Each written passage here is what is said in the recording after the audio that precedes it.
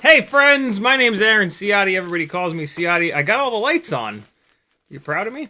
I feel better. My intestinal tract has decided to not punish me. Here's what happened. A couple of years ago, I did a Everlywell, I think that's the name of the company, Everlywell, food sensitivity test. And you give them your blood, and they do this test, and then they send you back this thing that says, here are all the foods that you're most, that you have sent, that your stomach, your body has sensitivities to.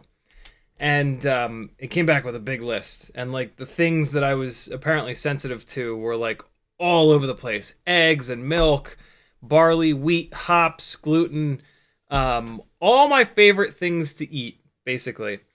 And so I cut all those things out, and then they give you a list of the things that you're totally fine with. They give you like both sides, like the worst and the best.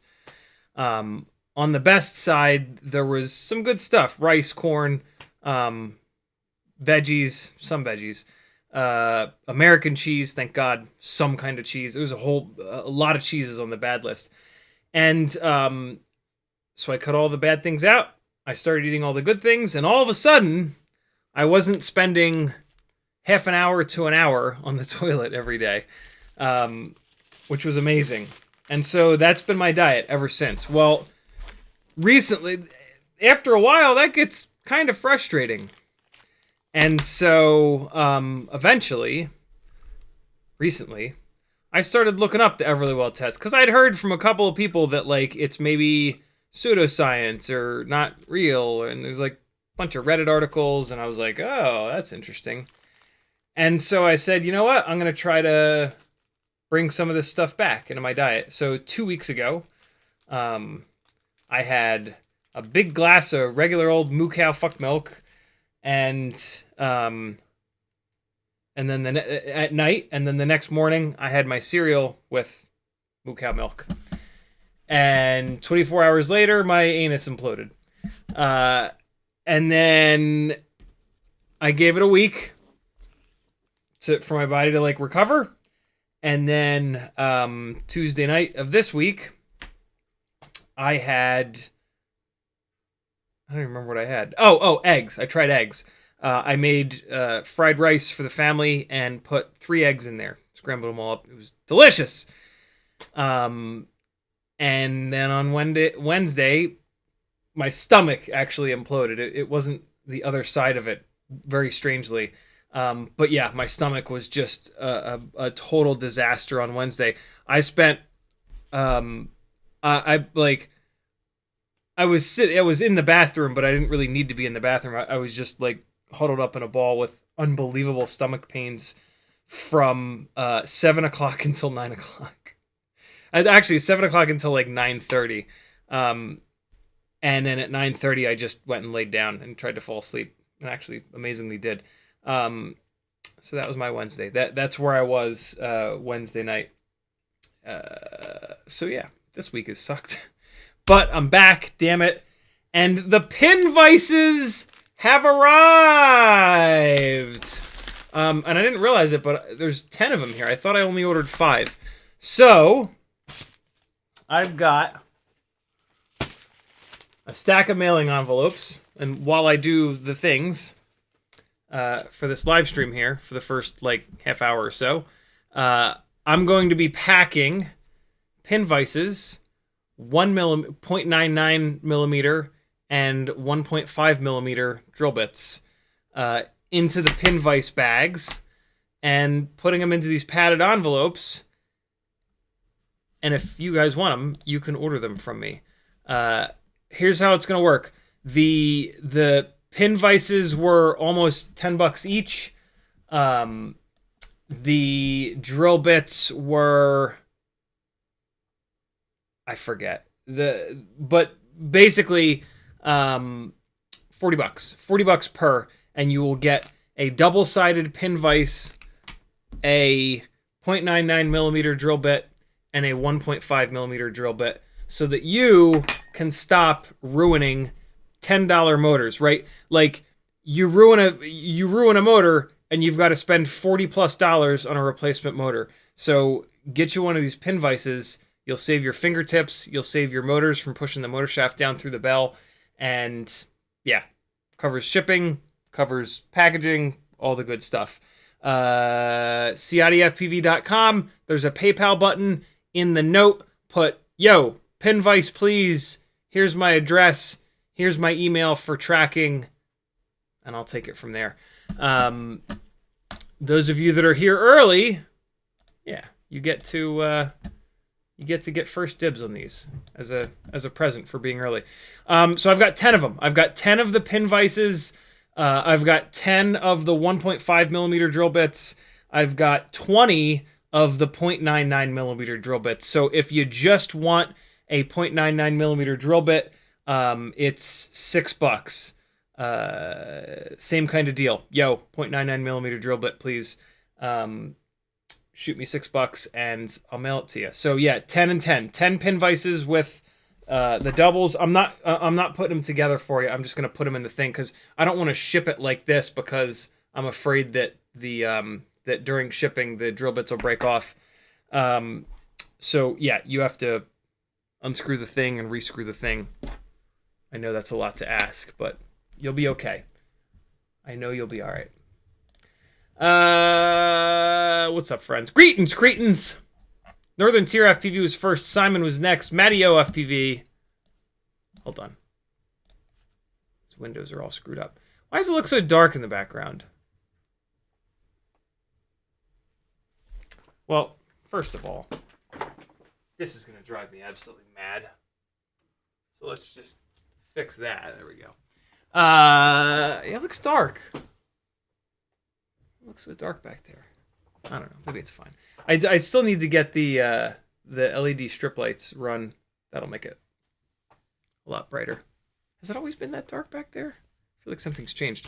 There's a special magical limited edition pin vise that I heat flame torch treated. It didn't come out as good as I thought, but it's kind of cool. I don't know what metal this is made of, but if you really, you're not gonna. You're just not gonna focus at all now, huh? Okay. Okay, well, then there's that. Wow. There it goes. Yeah, it didn't come out terrible. It didn't come out great, though. First person that asks for this one gets it. It's, yeah, I just torched the shit out of it. When you torch the shit out of metal, as soon as you see the metal start to change color, get the torch off of it. And then it will go through. So it goes gold. You'll see it go a little bit gold first. That's when you need to remove the heat, because then it'll quickly go to purple, and then it'll go to light blue. And then that's it. Once it goes to light blue, it's kind of done. You can't bring it back from that, so you got to be quick. But yeah, I made this one a little purple and fun for someone. First person to ask for it gets it. The rest of you will get silver ones. They're silver. Cool. How's that sound? Is that exciting? Is anybody excited? No? Nobody cares? Well, all right. Fair enough. These pin vices, the one side is set up for tiny little jib jab. The other side, I'm going to fix this for you because you're going to need it to be the small one. Just so you know, if you unscrew the bit that tightens this bastard, you can take the little guy out and flip it over, and one side is meant for tiny little stuff, the other side is meant for big, gigantic stuff. I'm going to flip these all for you guys because both of these drill bits are small. So I'll pop these out and switch them over for you. But yeah, these drill bits fit perfectly in here. I'm very happy with these pin vices. So yeah, you're gonna get the pin vise. You're gonna get a 0.99, and you're gonna get a 1.5, so that you can drill all of your propellers out, so that you stop ruining motors. There's the first one. I put it in there. Look at us go. The 1.5 millimeter drill bit. You're gonna take the propeller. Let me show you. Where is a fresh 1.5 millimeter propeller? Here's one. You are going to take. This is mine. You're gonna take the propeller. The 0.99 millimeter drill bit. You don't have to be this careful with, but the 1.5 millimeter drill bit, you're going to spin the propeller onto it until the drill bit has gone all the way through the propeller, and then you're going to pull the propeller off. And that's it. You don't, since it's 1.5 millimeter, you don't want to sit in here and spin it and spin it and spin it and spin it and spin it. It will take a little bit too much material off. So push the propeller on, take the propeller back off, and it will be perfect. It will have just enough grip, but it will not be too tight. Most of the 1.5 mil propellers are fine, but as I've always said, if you find yourself needing to really push the propeller onto the motor, stop. It's gonna get stuck. It's gonna push the motor shaft down through the bell. It's all bad. So yeah, stop. Don't push propellers on hard. Drill them out with your shiny new pin vise and double pin vise, I should say. And yeah, you'll have motors that last longer, and the propellers also will not fly off. If you overdo it and you drill a propeller out too much, all is not lost.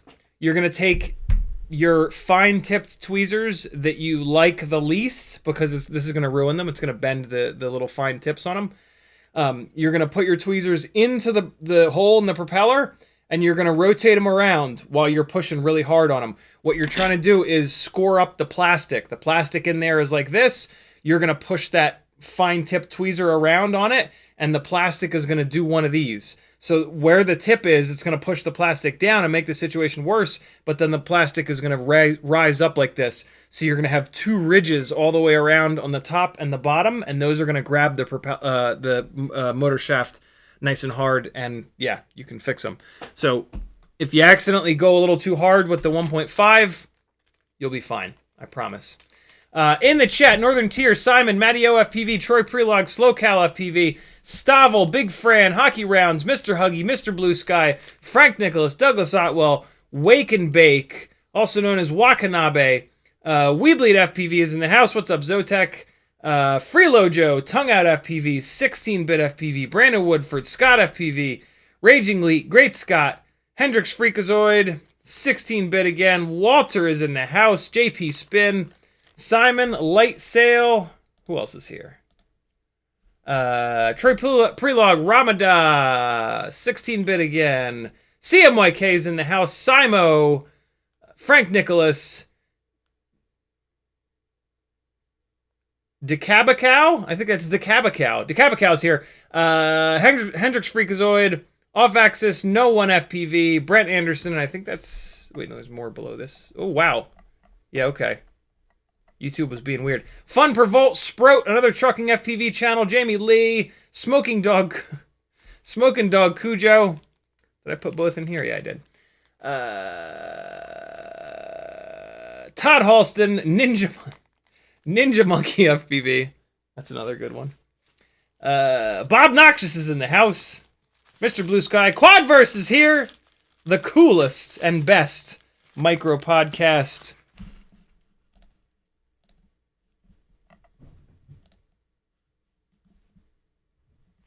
in the world. That needs to be a lot louder. Undoubtedly, the best podcast in the world. There we go. Only the most professional live streaming around here. I think I got everybody. If I didn't get you, that sucks. You must feel awful. Quad City Barrier with a $5 super chat. Thank you, brother. He says, can you tune to rid of prop wash and whoops? Is that the next hurdle? So with a great question, Quad City Barrier. Hold on. Tahoe Yeti is also here. Chris Wells, Scotty Scott, Kevin James, James Belleville, Daniel 1964, Tom Alperin, Volusia. I think I got everybody. If you have motors on your TinyWhoop that are north of, like, I would say 25,000 kV, and you've built it to be relatively light, you, with a stock tune, you will barely have any prop wash. As long as your build is clean and the motors aren't beat and the props aren't beat, you can add a bunch of D-gain. So that the first thing, the easy button is just to take the master multiplier and move it from 1.0 to 1.2. If all is well, you can move it to 1.4. If all is well, 1.6, 1.8, 2.0. Eventually, the quad will start to make noises and shake and just act like it's angry. At that point, you've gone too far and you need to back it off a little bit. Even better if you can handle 2 sliders rather than just 1. The even better way to tune, and 99% of my tunes, even on my cinematic shit, is based around, you take the very first slider, the D-gain slider, you move that from 1.0 to 1.2. Fly it, make sure it's all good. As long as it's all good, you move it to 1.4, and you take the second slider down, the tracking slider, which is P and I gain, and you move that up to 1.2. So 1.4 and 1.2. Fly it, make sure it's okay. If it's all right, 1.6, 1.4. The ratio of having the D gain slider 0.2 above the P and I gain slider does a really good job eating up prop wash, and it also kind of smooths everything out a little bit. So it'll literally make your footage look better. That's pretty much it. Like, that right there will give you a custom tune that's about 95% as good as if you dove into Black Box and spent hours and hours and hours and hours poring over logs and adjusting stuff up and down and looking at the response times and all that jazz. So yeah, if you've got a TinyWhoop, regardless of the build, that is still dealing with prop wash, that's pretty much how you kill it, and get rid of all that prop wash. On a completely stock tune, though, any of these like higher KV 702 lightweight 17, 18, 19 gram TinyWhoops should not have much, if any, prop wash. And if they do, hopefully you've got a little bit of headroom in the tune. Hopefully your motors aren't beat, your props aren't beat, your frame is not destroyed. If they are, just replace them. It's TinyWhoop, right? So it's super cheap, and you can get back in the game. Some of my rigs, I can get those sliders up to like 1.8, 1.6, like specifically the ones that have MPU 6000 gyros. On the rigs that have the ICM 2068 gyros, a lot of times I can only get that ratio to like 1.2, 1.0, sometimes 1.4, 1.2. But as long as the build is nice and light and you're on higher KV 702s, that will pretty much kill the majority of the prop wash. I don't know if it's really going to get any better. Like the majority of my rigs, I cannot make them prop wash. They just won't. And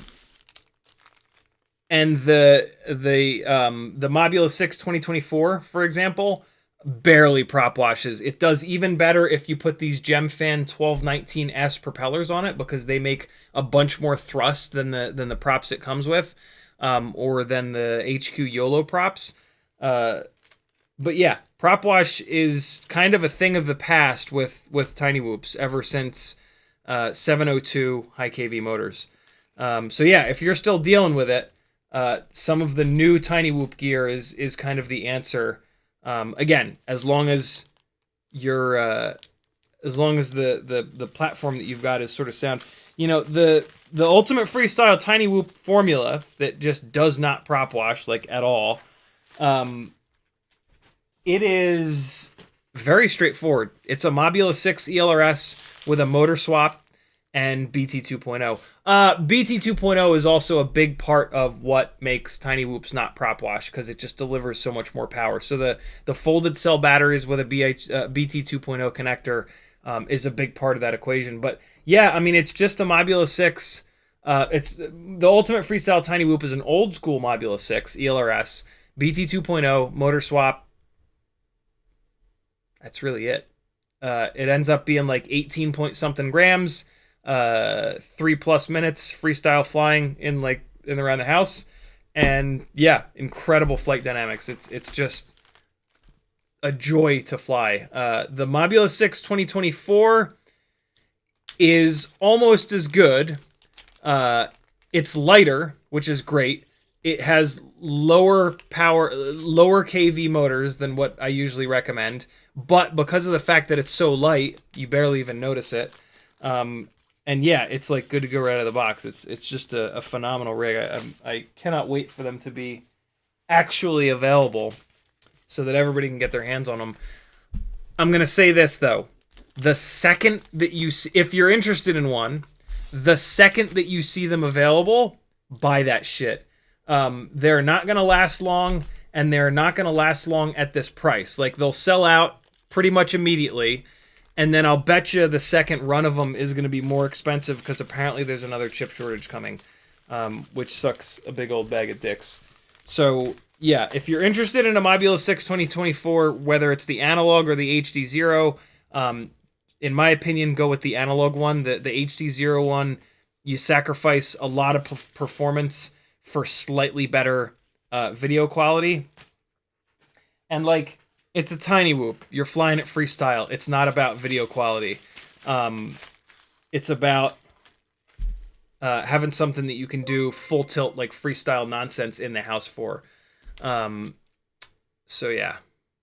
Quad City Barry with a $2 super chat. He says, wait, BT is better than Lip HV? What the hell is Lip HV? Quad City Barry, tag me and tell me what Lip HV is. The only thing I can think of is that maybe means LiPo HV. BT 2.0 is a connector. LiPo HV is like, you know, the batteries are LiPo, lithium polymer is the chemistry, and then HV, they use a specific chemistry that you can overcharge. Instead of 420, you can charge it up to 4.35 volts. So yeah, BT 2.0 has nothing to do with LiPo or HV. Oh wait, no. So yeah, the batteries, all of the TinyWhoop batteries are LiPos. They're all HV. Some of them have BT 2.0 connectors. Those are the ones you want. Some of them have PH 2.0 connectors. Those are the old ones that you don't want. AmpBVTHC says, how good are the BetaFPV Lava batteries? They're exactly the same as all the other folded cell batteries. All of the folded cell batteries are made in the same place. So they're all exactly the same. Buy which ones have the label that you think looks coolest. I buy the WeBleed ones primarily because they use a sticker that wraps all the way around the battery. So when you put it in and out of the battery tray a million times, the sticker doesn't peel off. That's kind of an insane reason to go with it, but they're all the same battery. So, why not use the insane reason to go with them? You know, if there's any reason to go with them, it's better than no reason to go with them. There's the magical, kind of purple, kind of goldish one. And there we have it, friends. 10 adorable little padded envelopes. Look at that amazing artwork by CiottiFPV. If you guys need logos or artwork or anything done and you go to anyone other than CiottiFPV, I will hunt you down. I will take you down to Chinatown. So yeah, there it is, yo. Ready to ship. PayPal me, and I'll send you a pin vise with double drill bits, and your life will get better. Like seriously, your life will actually get better. Like it's magic. It's kind of annoying to drill a bunch of props out, but like you sit there while you're watching TV and you can bang out like 2 or 3 bags of propellers, and it's a TinyWhoop that's gonna last you forever. So yeah, you'll be good to go. Quad City Bay Area with two $2 super chats. The other one says, I got Meteor 85 frame with Mobula8 Guts HD and prop wash. Yeah, so 85 millimeter TinyWhoops have had very little development. Mainly because they're too big and heavy to fly inside the house, which is primarily what TinyWhoops are kind of for, right? And then when you fly them outside, a toothpick is going to have a lot better flight characteristics. So the magic of an 85 millimeter 2-inch propellered TinyWhoop is that it's slow. The flight characteristics are not as good as a toothpick because it's heavier because of the guards, and the guards cause all kinds of aerodynamic turbulence. But it's a lot slower than a toothpick. So like if you've got like a garden that has like a million little tiny gaps that you want to shoot, the 85 millimeter TinyWhoop will be more accurate because of the fact that it's slower, right? Like you just look at the profile, like look at, it's cutting through the air like this. This is going to cut through the air like a brick, whereas a toothpick is going to cut through the air like a knife through hot butter, right? Because there's not like the vertical part of the ducts and to cause all that aerodynamic drag. And it's also lighter because it doesn't have to have all that plastic around the propellers, right? But yeah, the problem that you're going to run into is that not many people have done these 2-inch propellered 85 mil motor-to-motor TinyWhoop builds. So I don't know. I know most of like the hot TinyWhoop motor KV combos, and I have no idea what the right motor, or the right sized motor, the best propeller, and the right KV is for a 2-inch TinyWhoop. So yeah, but here's what I can tell you. The let's see what the Mobula8 has. Mobula8, what are you? I can sort of like reverse engineer the setup that you've got. No, that's not what you have. Well, is it? Meteor 85 frame, Mobula8 Guts HD. Maybe that is what you have. So if this is what you have, the problem is that the O3 air unit is absurdly heavy. And I don't know what you're going to be able to do about that. The O3 air unit it's just too heavy for a 2-inch propellered rig. Especially a 2-inch propellered TinyWhoop. This right here is a CineWhoop. This is not a freestyle rig. This is a filming platform. It's never gonna fly freestyle.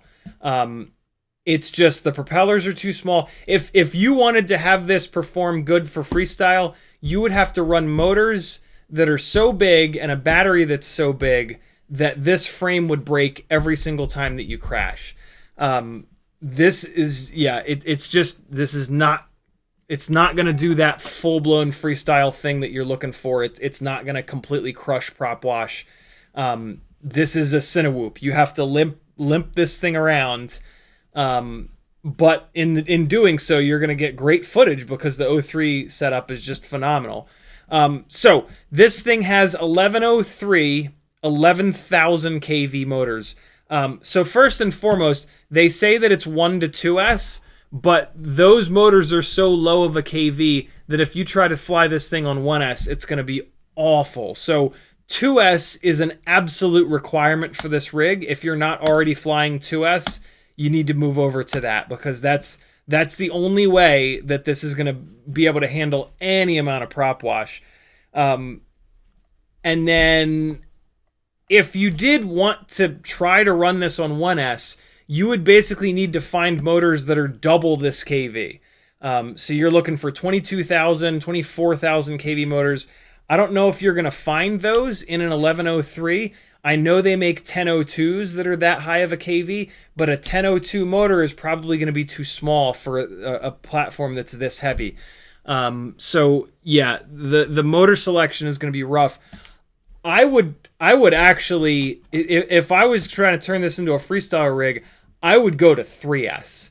Because 3S is the battery voltage that you're going to be able to find some 1103 or maybe even 1104 motors, or maybe even like 1204 motors that are the right kV to put enough RPM into these small little 2-inch propellers to kind of make this thing jam. So yeah, there's a lot going on. The main problem though is that the 26 gram, I think it is, weight penalty of the O3 system, that's just way too much. Like that's just way too much weight, dead weight, right? Like that the camera platform doesn't produce any thrust, so it's just dead weight on the rig. And yeah, 26, 27, 28 grams, whatever the hell the O3 system is, it's just too heavy. That's a payload that if you're looking to fly freestyle, you need a 2.5 or a 3-inch propellered 3S or 4S rig to really comfortably kind of carry around. 26 grams is what the Insta360 Go weighs, and the best performing builds that I've had that drag that thing around are 3-inch school bus style 1404 4S big nasty bastards. This is a 2S 2-inch propellered plastic framed rig. Like there's just everything going against it. But as this was built to basically be a CineWhoop, and as a CineWhoop, this thing is rad, right? Like you can fly this safely all over the place and not get beaten to death by the cops. Whereas like if I take one of these ripsqueaks and start railing around the mall around people, it's like the most reckless thing ever, and somebody's gonna beat me to death with a shovel. So yeah, that's what you got going on, brother. Thank you so much for the extremely generous super chats, and there was also the first one, which was a $5. Thank you, dude. Very, very cool of you. If you have any other questions, let me know. 16BitFPV says, what up, CiottiFPV and everyone? Hey, if you want to talk to me in the chat, all you got to do is type CiottiFPV. When you do it, it'll light up an orange. You can do that with each other. If you're trying to get Troy Prelog's attention, type into your message Troy space Prelog, spell it right, And for Troy, his name will light up in orange, and he'll know you're talking to him. CiottiFPV.com is the website that has all of the ways that you can support me. This live stream is completely crowdfunded. This is my career. I greatly appreciate the support that you all give me. Let's keep it going. You know, the more we grow this, the more stuff that I can buy and test and give you the results of. Patreon helps me out the most, and you can join for as little as 10 cents a day. It's also like 7.5 cents per hour of live streaming content that I do. You know, we're 37 minutes in. You can't tell me this wasn't worth like 4 or 5 cents already.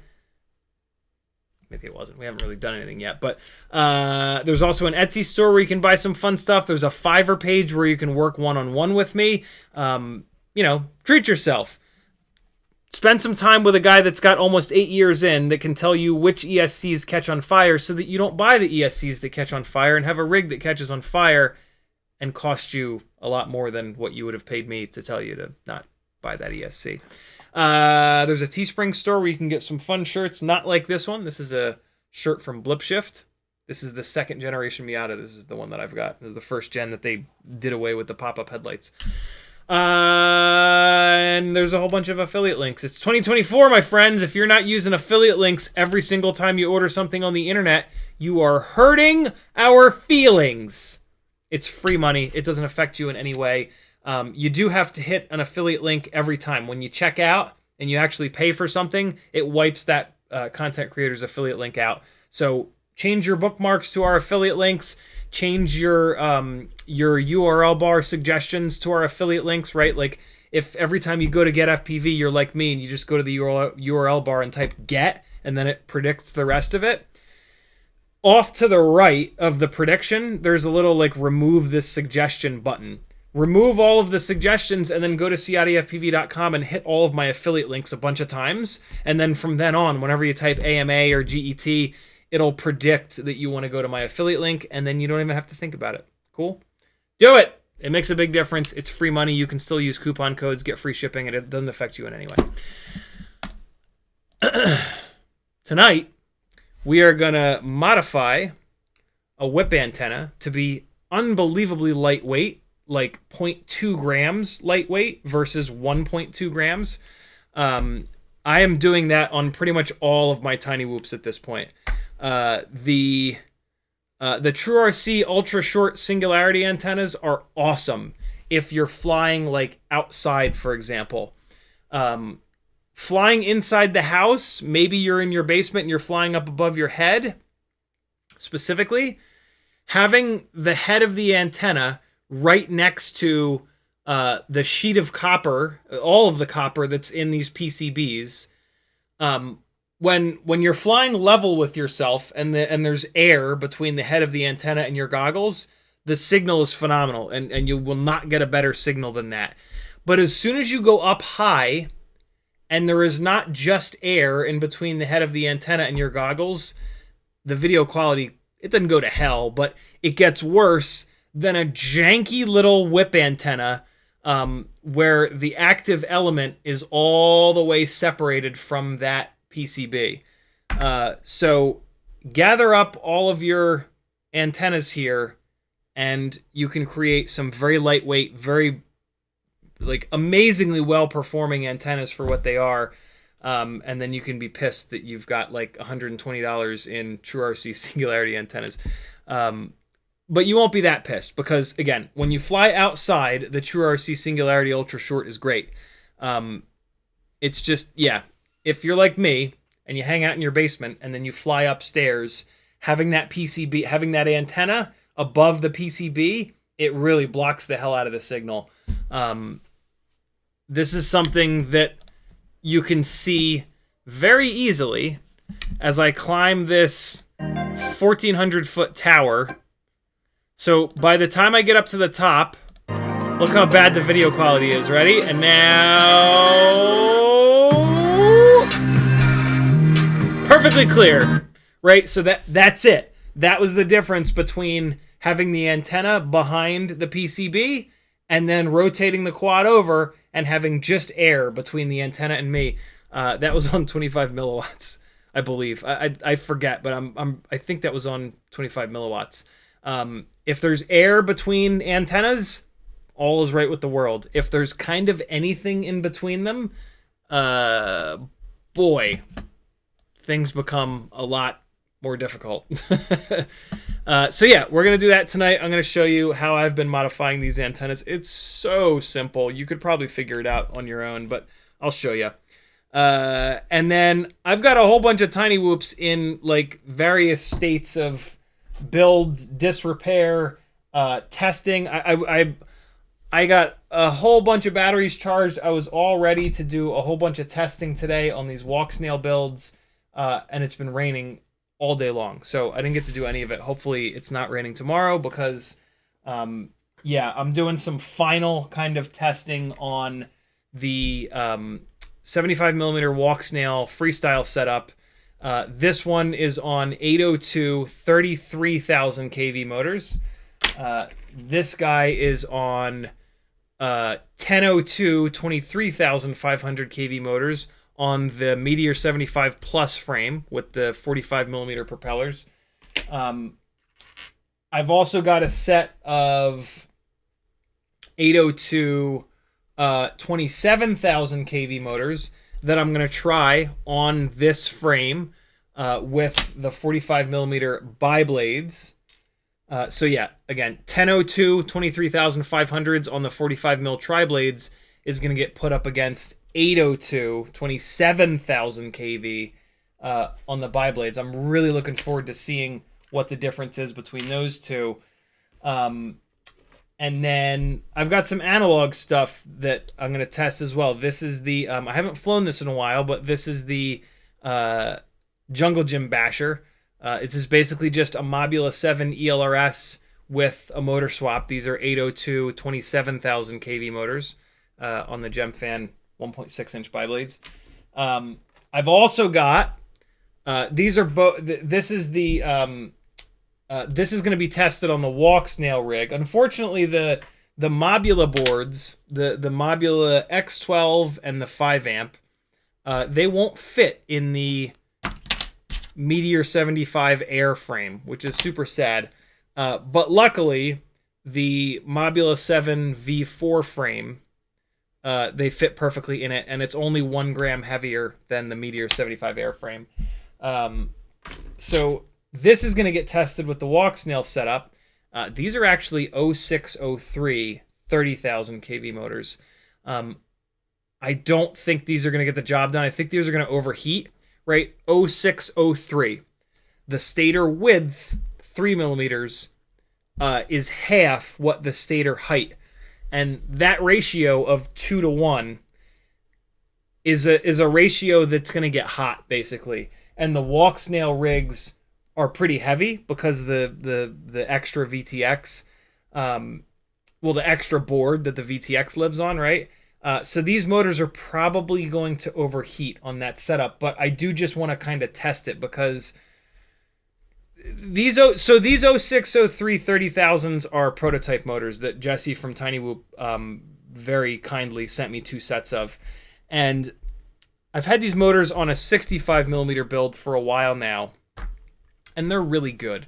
0603 as a stator size is slightly bigger than 0702, but it's not quite as big as 0802. What's really interesting about 0603, though, as a stator size, is that 6mm wide, 3mm tall. The way that these electric motors work, do I have one pulled apart? I don't. The vertical part of the winding is what pulls the magnet. The horizontal part of the winding doesn't do anything. So when you make a motor wider, the vertical part of the windings doesn't change. It just moves farther out, which does give it a mechanical torque advantage. So it does gain power, but it doesn't gain as much power.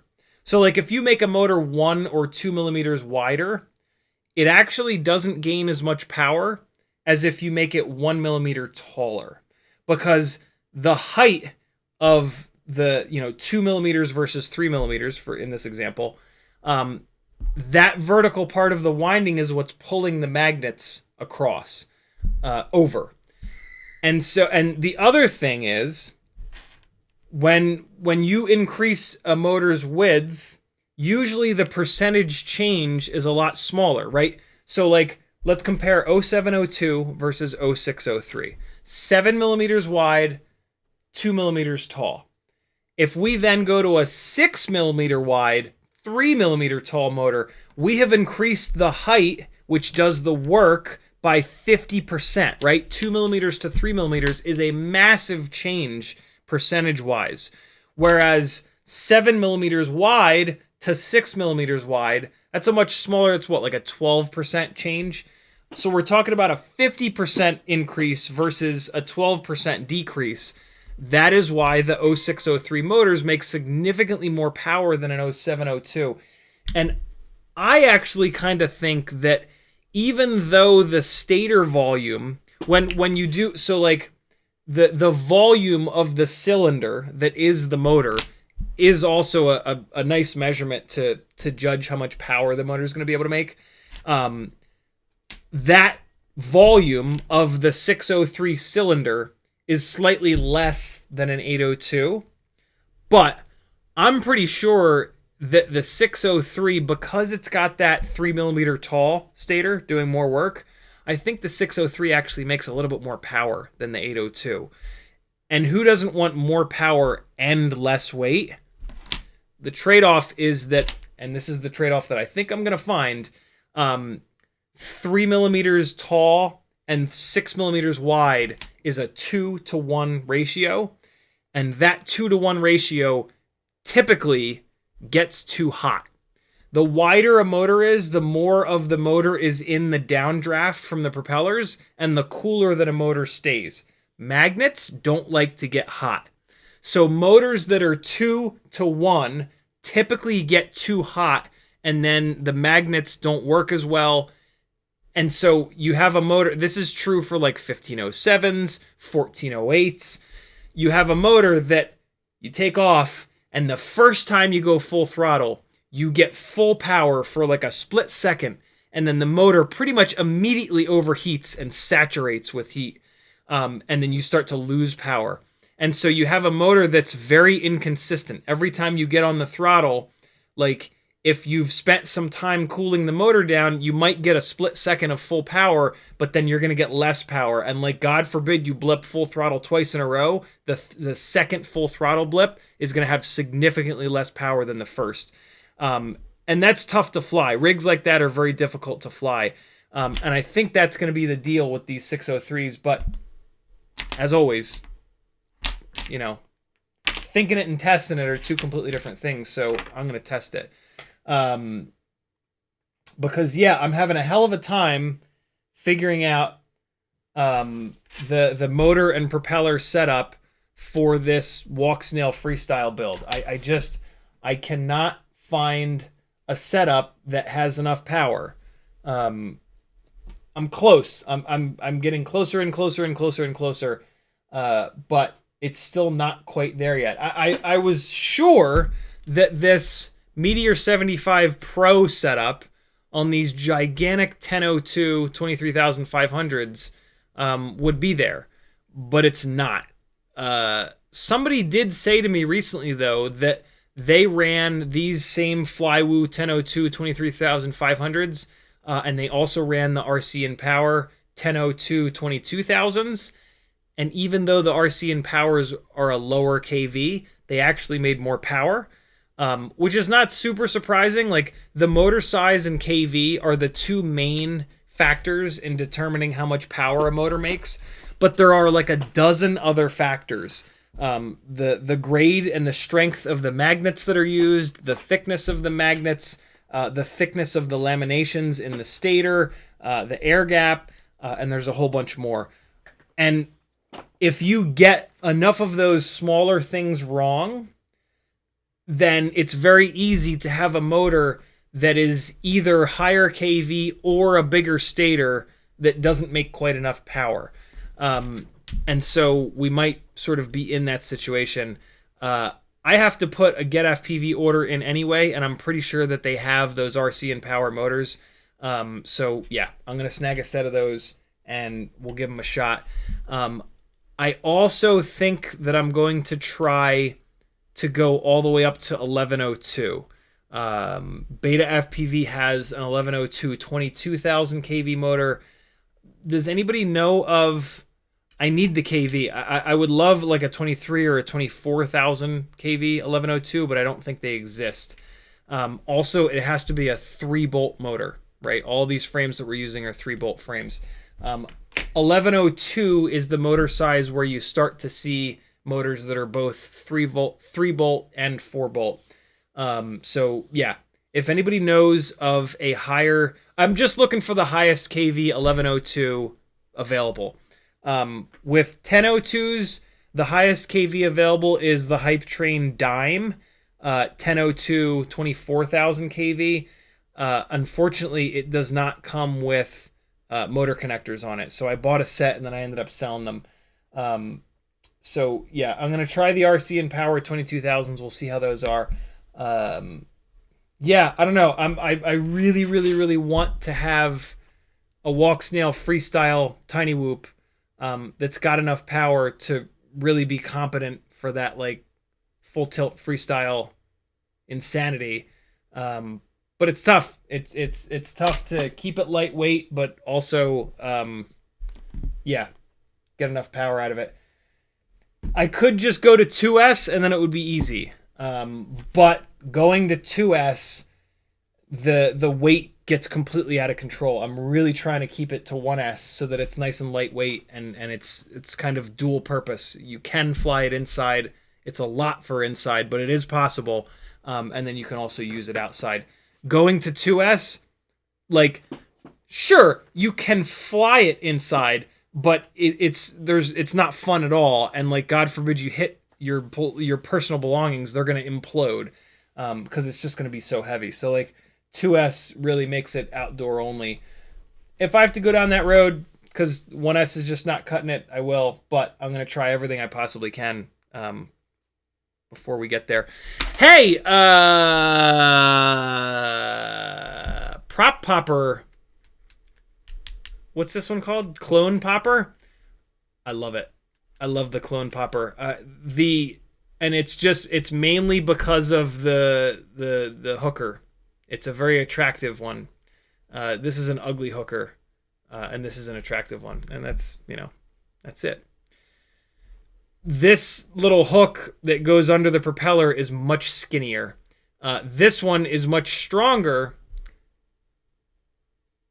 There, you can see it. So this is thin, and then it gets thicker. So this is a lot stronger, but this seems to be plenty strong. Although somebody in the chat the other day did say that they broke this, so be careful. But yeah, on the Clone Popper, it doesn't increase in thickness. There you go. And it's just super thin. And yeah, this being nice and thin makes all the difference. So yeah, Clone Popper, for me, is the jam. And the little spring is surprisingly nice. So yeah, if you're going to buy a prop popper, in my opinion, it's got to be the Clone Popper. I'm tempted to sell this one, but instead what I'm going to do is put this in my flight bag. So this is going to be my on-the-go prop puller, which is kind of perfect because this one's a lot smaller. So that, I guess that would be my recommendation. Get yourself one of these if you can to put in your bag. I'm actually going to throw it over there right now. And then get yourself one of these for your workbench. This is significantly bigger, but yeah. A much higher quality hooker on this one. And I mean, if you're going to spend some time with a lady of the night, might as well be high quality so that you don't get the HIV. Moving on. Let me go up to the top of the chat and see what you beautiful bastards are talking about. 16BetaFPV says, what's up? Simon says, can't find a Nano 3 anywhere, so bought the new Happymodel FXT FX17-B from the Mobula8 2024. No reason it won't work in the OG, right? Yeah, I'm actually pretty sure it won't work in the OG canopy. But let's take a quick look. But you should be able to mod it to work.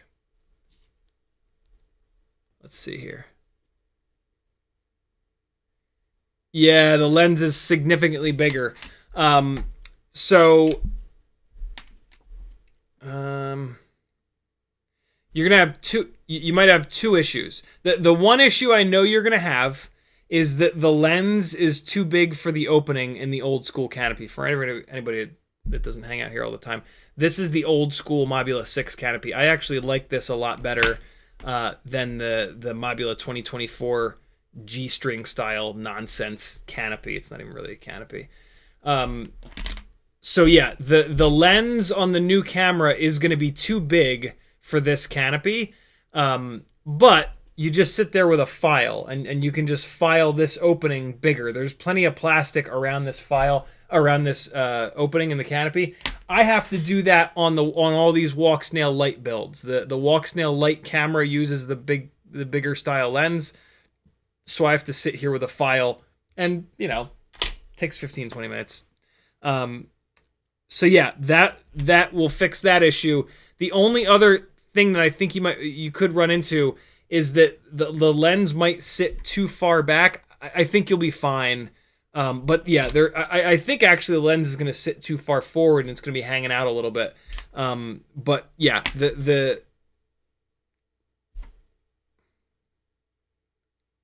yeah, no, the lens is going to be too long. The lens is going to hang out. So the lens won't be totally protected, but it's pretty rare that you're going to send something absolutely perfectly down the front to hit that lens. Other than that, yeah, you'll be fine, but it's not going to be a drop-in affair. You're going to have to modify it a little bit. You'll be all right, though. The screw holes are on the top left and the bottom right. So yeah, the screw holes will line up. I didn't even think about that. I'm planning on moving this over to the Runcam Nano 3 to save a little bit of weight, and switching it over to the old school canopy because I like it better. And I had assumed that I would swap to a Runcam Nano 3, but now you've got me kind of curious. I think I'm still going to, because the Runcam Nano 3 is lighter, and I figured it would be fun to save a little bit more weight on this. Especially because it's got the lower KV motors. But yeah, now I'm kind of tempted to modify another one of these canopies and just leave this camera in here. But I probably won't do that. Because yeah, I really dig the Runcam Nano 3. I just ordered a couple of them. They were in stock at... Hold on. This will jog my memory. They were in stock at... Okay, so you can get them with bare wires from BetaFPV under the Emax Nanohawk Runcam Nano 3 name. And then you just have to find a connector with the plugs or just direct solder it. Race Day Quads, though, is who has them in stock. Yeah, with the plug. And then I think there was somewhere else. Was it Pyrodrone? It might have been Pyrodrone that also... There were two sites that had it in stock. Here it is on Pyrodrone, and yeah, it's in stock on Pyrodrone as well. So yeah, you can get them. But that camera that you got is a good one. I'm a fan of the new FXT camera that they put in this. I don't like that it's heavier, but it looks fine. It's a little bit wider field of view, which you might like, you might not like. I've been flying the Runcam Nano 3s so much over the last couple of years that like I'm just really, really, really used to it. Nobody else is probably as used to it as I am. So for most people, they're going to like that new FX camera more than me. For me, it feels awkward because it's not a Runcam Nano 3. And yeah, I've got so many of these Runcams that I don't know if, you know, it would be a big pain in the ass to swap to that new camera and then modify all these canopies.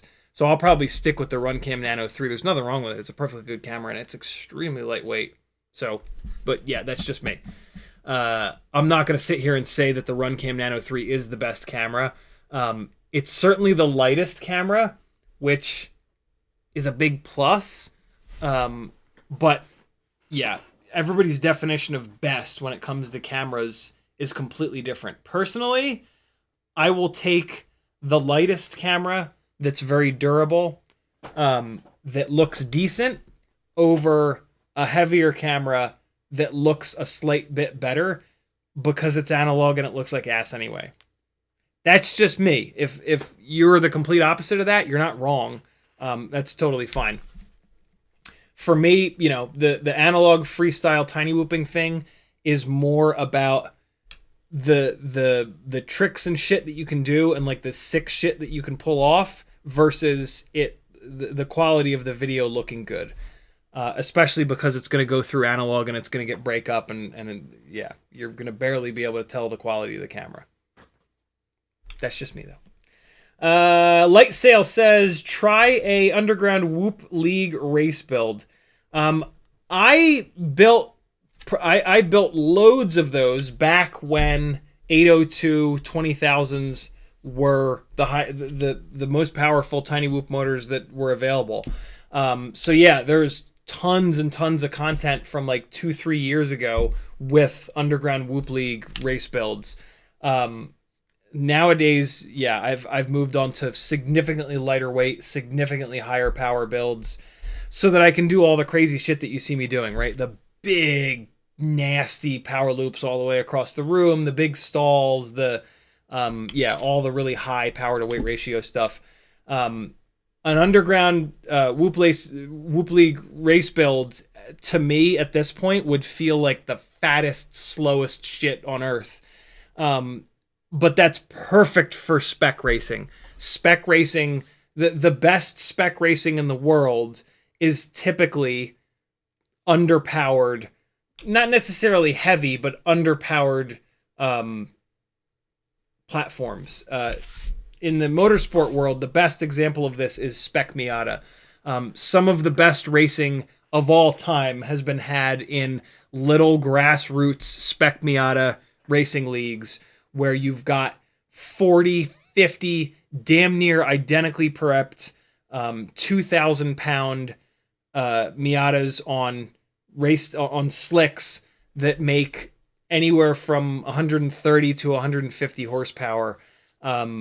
It's just insane. I mean, seeing these guys bump draft all the way around a racetrack and just run door to door. It's like NASCAR, but on actual racetracks, not boring ass ovals or tri-ovals. And it's just phenomenal. It is just so fucking fun to watch, and even more fun to participate in. But it's kind of expensive. I mean, you can get into Spec Miata for 15 to 20 grand probably all in, which in the world of motorsport is nothing, but in my world is an absurd amount of money.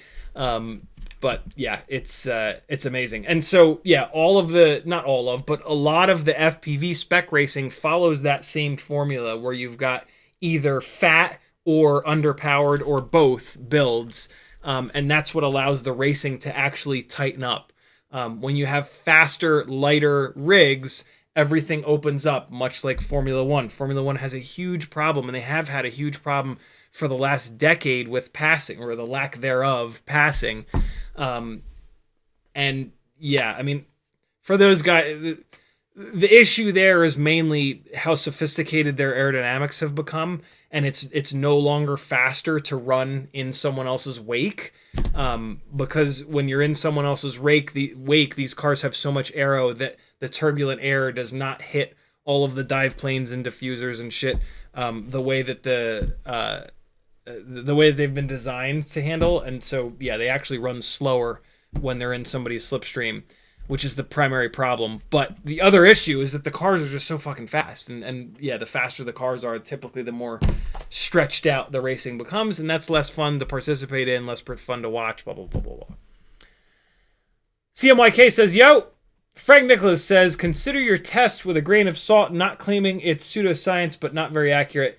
Yeah, very true, very true. There's a million, speaking about my stomach being a hot mess, but yeah, I have, I've had like little miniature run-ins with eggs and whole milk previous to the last like 2 weeks, and it's an issue.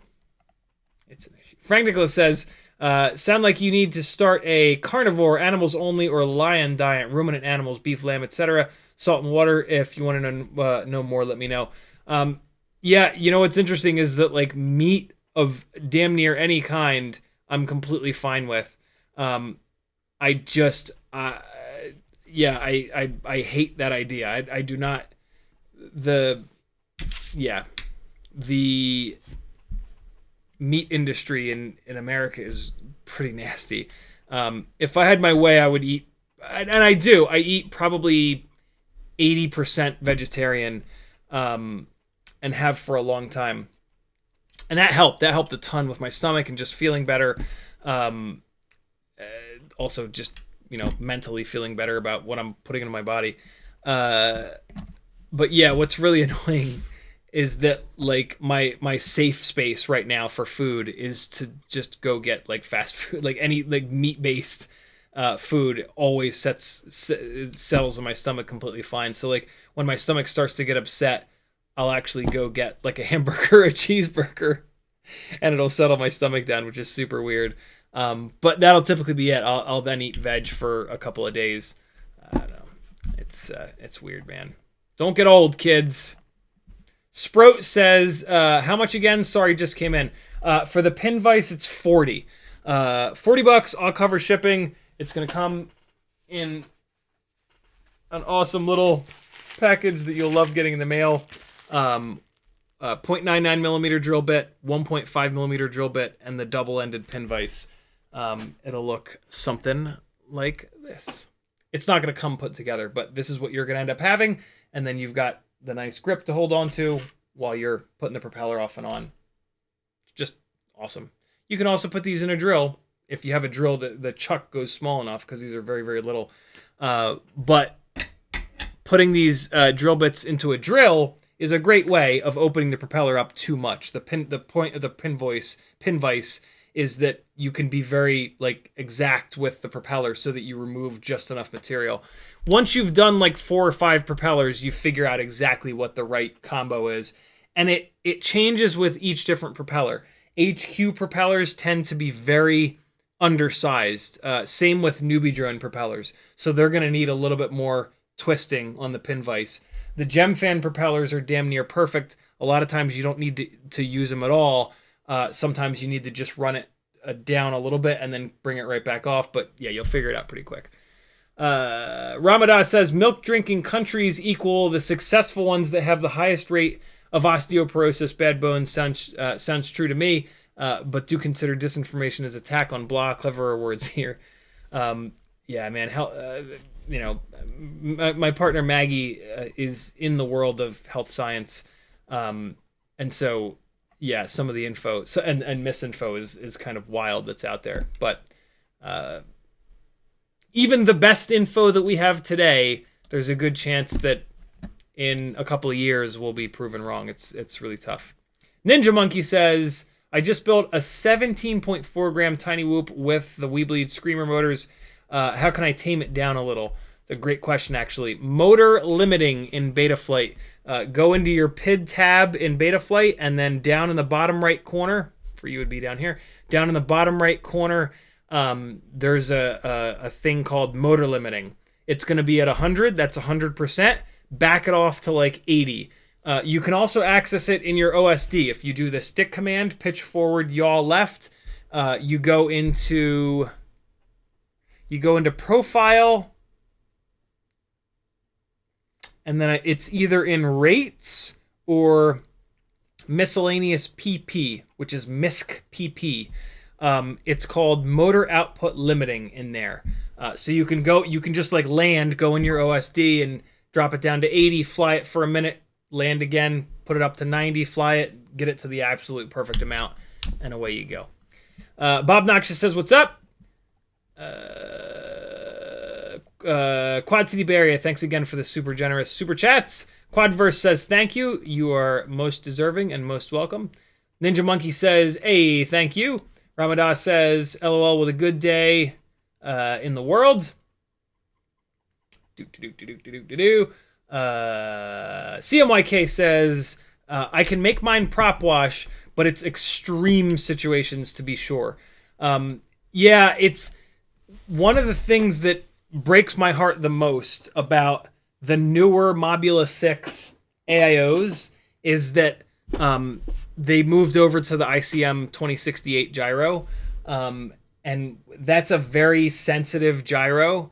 And yeah, the rigs that I have on those AIOs, exactly what CMYK is saying. Like, you can make them prop wash, but it's in extreme scenarios. I have a couple of builds. This might be one of them that are on the older Happymodel AIOs with the MPU 6000, and I'm able to push the D gains up to like 1.8.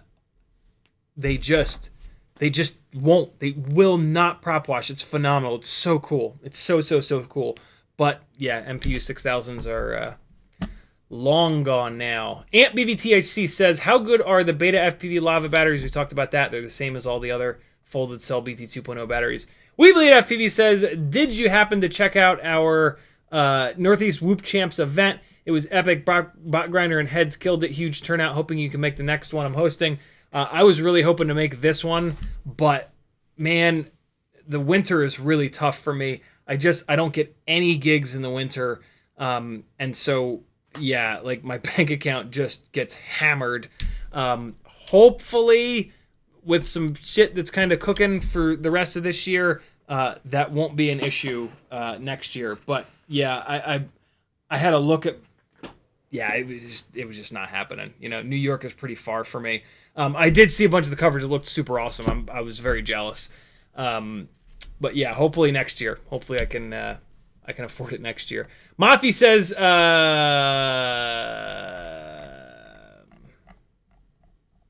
hold on. Every once in a while, just to make my life hell, YouTube scrolls me to the bottom of the chat when I don't want it to. And then I have to scroll back up and find my place. Great job on that event, brother. I heard only great things about it. Mathi says, hey, did you ever notice in the Happymodel Diamond documentation, it says to not use HV batteries? Wow. I did not notice that, but that's pretty insane since, like, all of the TinyWhoop batteries are HV. Like, it's very difficult to find a non-HV TinyWhoop battery. That's funny. That makes a lot of sense. Like, that Happymodel Diamond AIO is a nightmare. And it just, yeah, it like, that makes a lot of sense that they would say not to use HV batteries. It should also say in the documentation to not use high kV motors, because that's another thing that makes that AIO just lose its fucking mind. Some guy FPV says 533 has the Mobula 6 2024 in stock on their site. If anyone hasn't gotten theirs yet, go get them now, friends.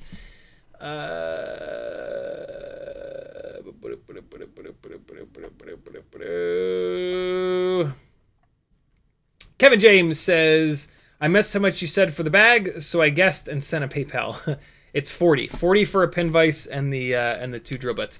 Bob Noxious with the CiottiFPV.com link. Thank you, dude. Space says, after changing stock bi-blade props on a Mobula 7 to the tri-blade GemFan 1608 motors props, sounds like ringing. Is this because of tired motors / frame, or do I need to change the tune for it? So it could be a number of different things, Space.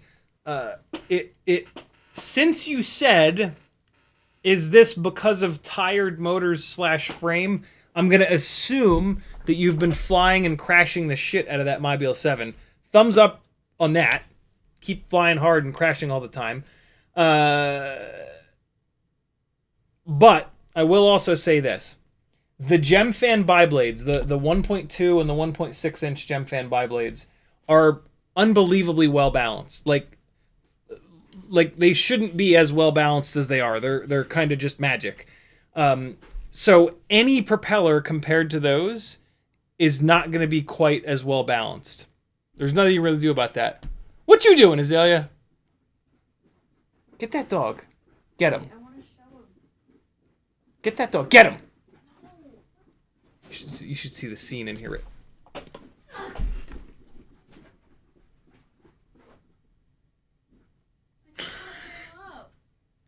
He's a bad boy. He's the worst boy. He's the baddest boy. Yeah, there he goes. Pick you up.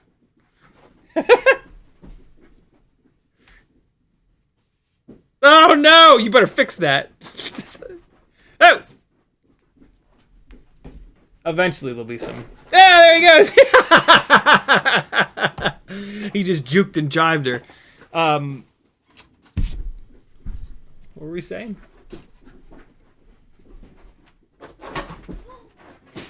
Oh, Teddy, I heard you just knock the entire thing down, you little bastard.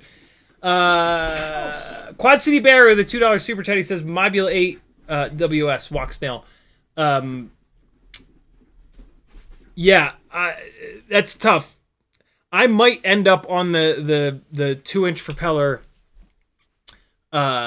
train soon enough, though. So there might be. I don't want to. I don't want to get that heavy, but yeah, we'll see. All right, space. So yeah, there's that going on. Here's what you want to do. Easiest way to do this is to go into turtle mode. Hold the rig in your hands. Go into turtle mode. Hold the rig in your hands. Arm it. And slowly spin each motor up. And you want to feel for one motor that is vibrating harder than the rest. Do it with propellers on because it's just a TinyWhoop and it won't hurt you. Do it with propellers on first. Whichever one vibrates the hardest, take that propeller off, put a fresh one on. See how much better that makes it. If that makes it a lot better, do the test again. Find the second most vibraty one and switch that propeller out. There's your wholesome Teddy moment for the afternoon, my friends. There he is. The miniaturest schnauzer of all the miniature schnauzers. The baddest boy of all the bad boys. Maggie got stung by a bee today, tried to get the bee out the front door, and Teddy was like, freedom! And he just ran as fast as he can down the street. There's me chasing him with a squeaky toy. He came back, but he's the bad boy. He's the baddest bad. All right, get that bad out of here. He stinks. He stinks from being outside. Crazy dog. So do that. That will figure out if you've got propellers that are out of bounds. If it's not better enough, or just the next level of testing, you pull the propellers off. You do that same test. And then you're going to see if you've got motor bells that are bent, which you probably do. And then you can start to replace those motors. Test all 4 of them. The worst one, replace that with a fresh one. And you're going to gradually improve the situation as you find which motors or which propellers are the most bent up. That's probably going to take care of your issue. Technically, yes, you can back the tune off to as a band-aid for propellers or motors that are bent. When you do that, the flight performance goes to hell. So I try to not do that unless I've increased my tune to the point where it's like ridiculous. I try to not do that, but that's a decision that you can make for yourself, right? Like when I'm broke and I can't afford a new set of motors and propellers, you better damn well believe I'm pulling that tune down just so I can keep flying, right? If I've got the money to replace props and motors, I'll leave the tune alone, order up a new set of motors, and start replacing them one by one. So yeah, you get to kind of pick which direction you go. But understand that pulling the sliders down on this way for you guys, pulling the sliders down on the tune so that the rig will fly again is going to give you a rig that doesn't fly as good. Yeah, there's the situation. Good question, brother. Freelojo putting the Patreon link in the chat. Thank you, dude. CMYK putting the CiottiFPV.com link. Thank you, friends. EuroFPV says, what would you recommend, the 250 3.5 or the AOS 3.5? The 250 is a little bit old school at this point.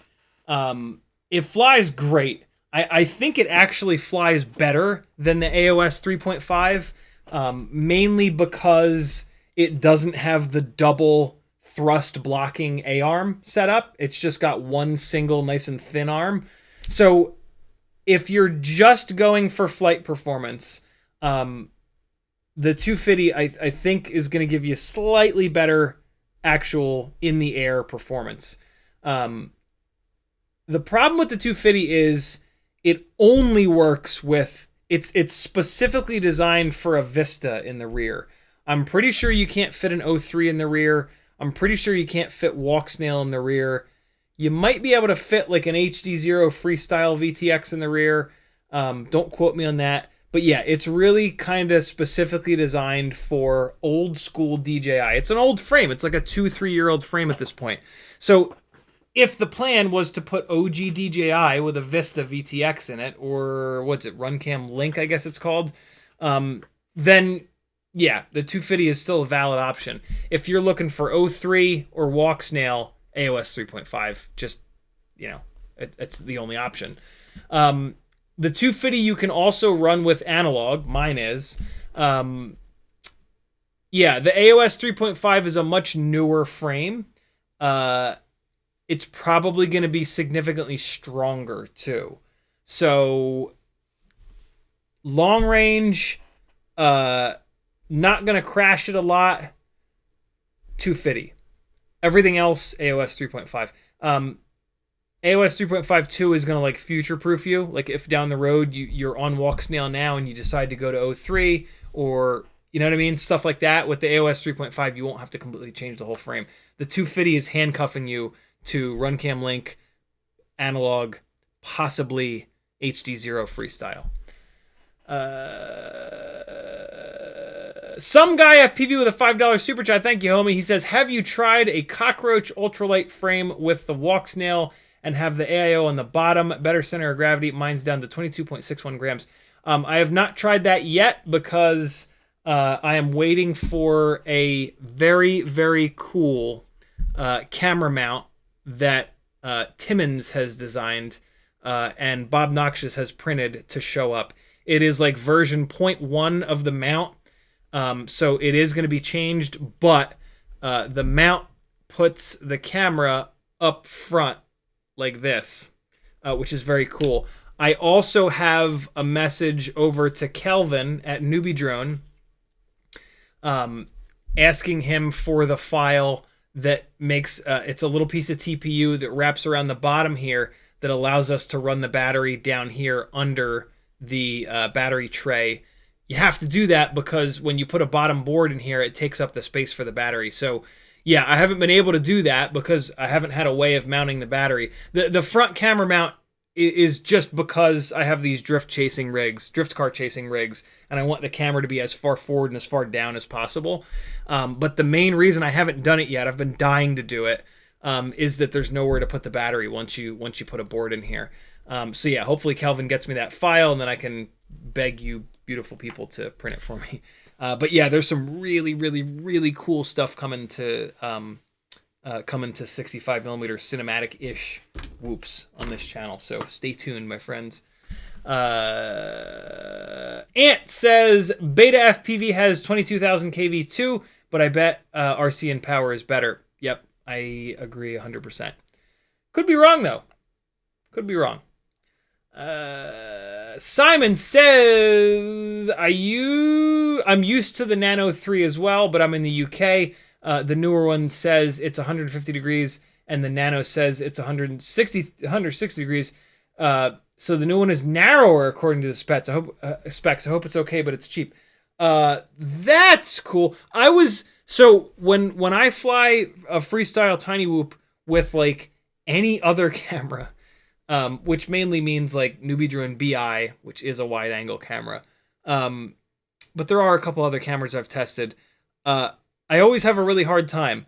The Mobula8 2024, I've been able to rip with this thing. I have not had a hard time flying this thing. So, but I never looked up, I never thought to look up the field of view. That makes a lot of sense that this new FX camera has a similar field of view to the Runcam Nano 3. Because field of view has a drastic impact on how comfortable you're going to be flying, and like it really has an impact when you start to do like power loops and Matty flips and stuff where you're having to look off onto the side of the camera, side of your FPV feed. So that makes an awful lot of sense. Very cool. Scotty Scott says, I have a 92 Miata in my basement ready to build a race car from. Health problems need it gone. It's a shame. I've had a 99 for the last 10 years, 15 years. Unfortunately, it's been stuck in the same shop that ruined T-Pain's S14 for the last almost 4 years now. I'll get it back eventually, but yeah. If you're going to drop a car off at a shop, do a lot of research and make sure that shop isn't going to rip you off. Frank Nicholas says, there are good grass-fed sources of meat in the U.S. There are indeed. Maggie is very, very sensitive to that, and she will not eat meat that has not come from a good source. I'm a lot more lenient when it comes to that. There are also local small farmers that use local meat lockers and provide local grass-fed beef. Yep.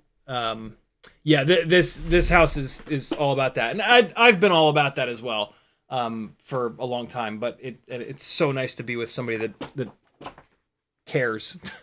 It's hard to be with somebody that cares a lot more than me because it makes me feel like a bastard. But yeah. Frank also says doctors that support a carnivore diet will tell you and show the science that plants are trying to kill you. See the book Carnivore Code. That's interesting. I've actually not heard that before. That's super interesting. YouTube just did the thing. Scrolling back up. Where the hell were we? I buy my beef, lamb, pork from a local meat locker that knows the farmers, or from the 4X online meat sources that practice regenerative farming, all natural grass fed. Very, very cool. That's the way to do it, man. That is for sure the way to do it. Yeah, I feel I went vegan for 6-ish months, and then I was strictly vegetarian for a few years, and I've never felt better than when I was just eating veg. And then as I slowly introduced meat back into my diet, it was actually really nice. Basically, like if I'm going out to eat, all bets are off. Like if I'm gonna spend $20-$30 on food out, made by a chef that knows what they're doing, I'm gonna eat whatever the hell I want. And luckily I only really go out to eat like maybe once or twice a week, so that keeps that down quite a bit. But yeah, it's tough. My God, is it tough to eat vegetarian in this country. Cold Front and Penguin says, how do I get my 7-inch quad to not have that floaty feel when I zero out the throttle? Put 5-inch propellers on it. Or make it heavier. 7-inch propellers are a giant parachute. So if that's a 7-inch quad that's like carrying a GoPro, there's not a whole hell of a lot you can do. It's just, like the reason why you want to think of the propellers as a parachute is that they never stop spinning. So they're always displacing a big ass column of air. And that big column of air that they're displacing, it's, when it hits still air, it's going to have an impact. And it acts like a parachute. So yeah, there's just not a whole hell of a lot you can do other than adding a whole bunch of weight or going to 6-inch or 5.5-inch propellers.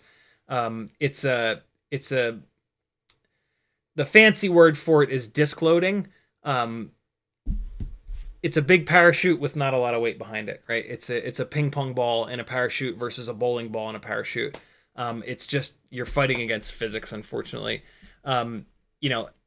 Nobody else is going to say that. Everybody else is just going to say, oh, just lower your idle. You'll be fine. That'll help. That'll improve the situation by 2%, maybe 3%, maybe 4%. Until you've lowered it too low and the props stall out and the damn thing falls out of the sky. So yeah, the real situation is that you're just fighting against physics. 7-inch is a massive propeller. And that's, punching a huge hole in the air.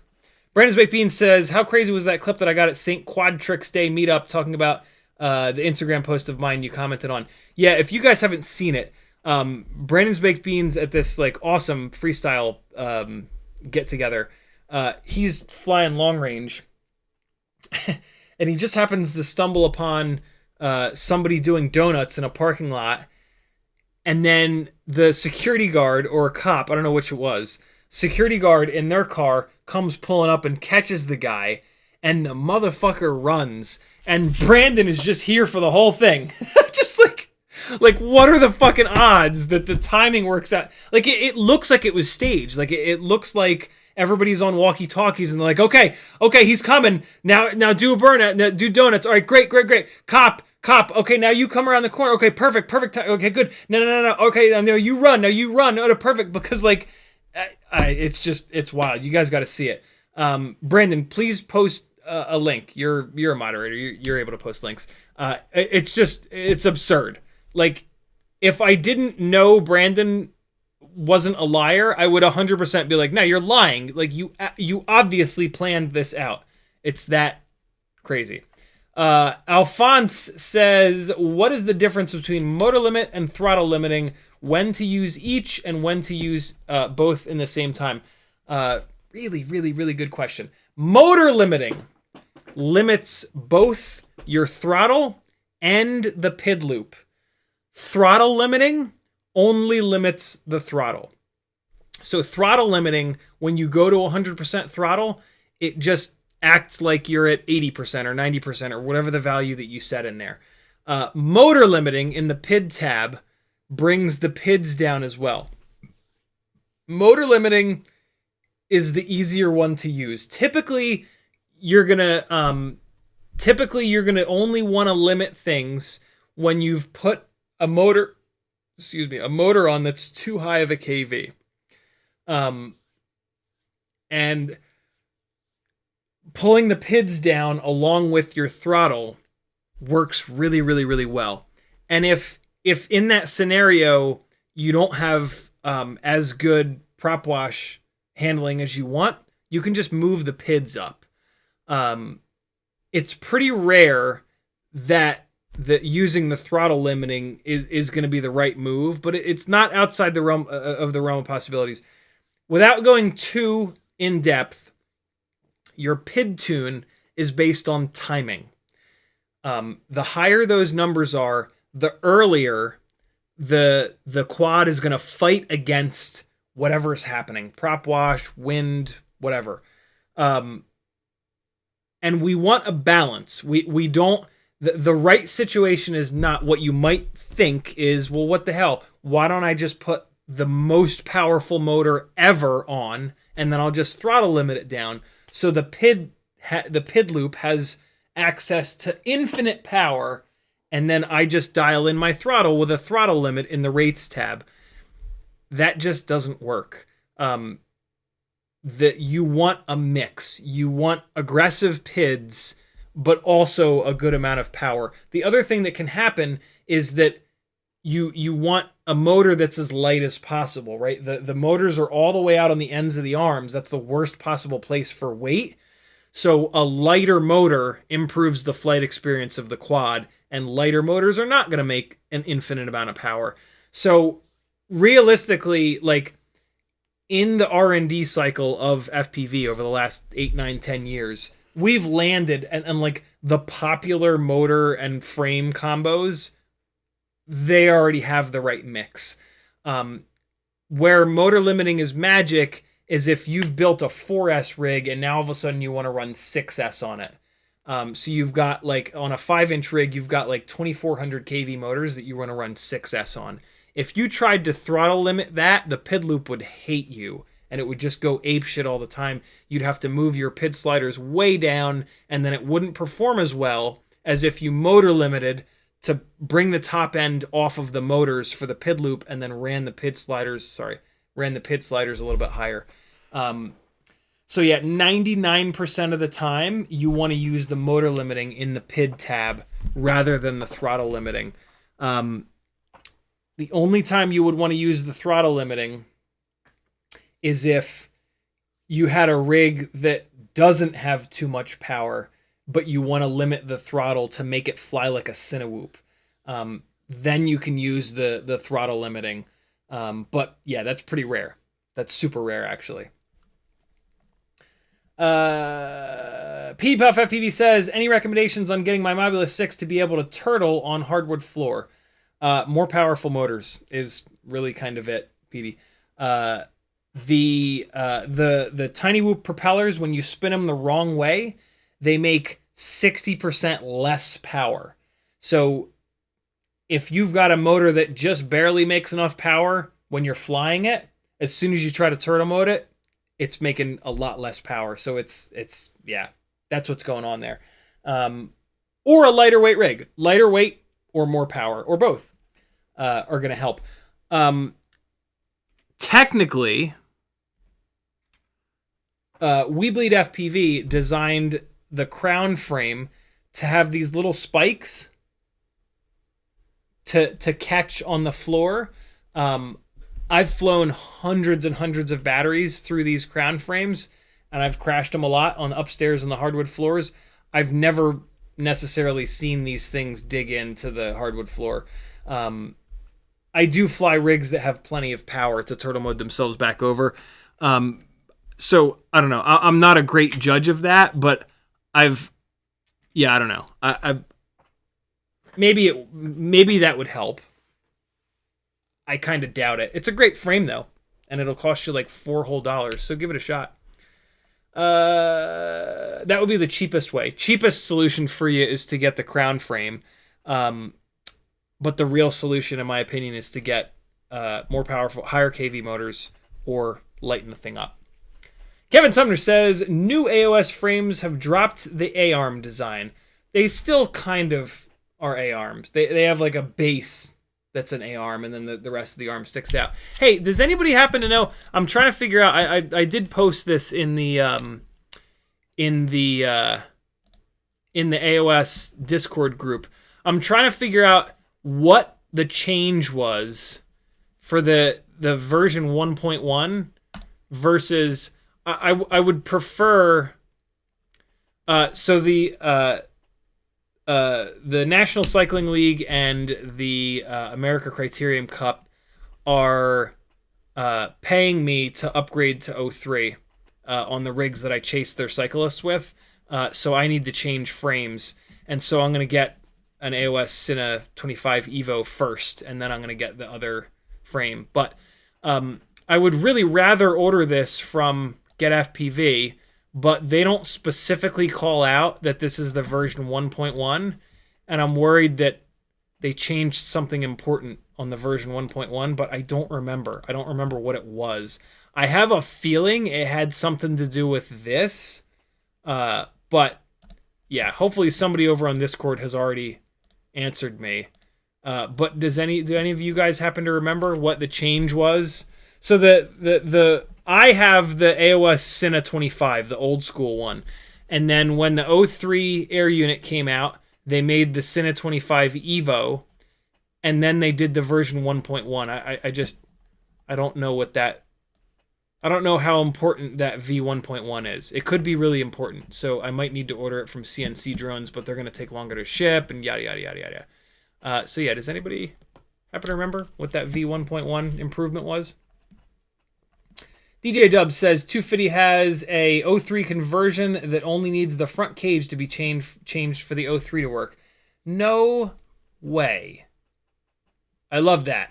That's really cool. Thank you, dude, for letting me know that. I had no idea. All right.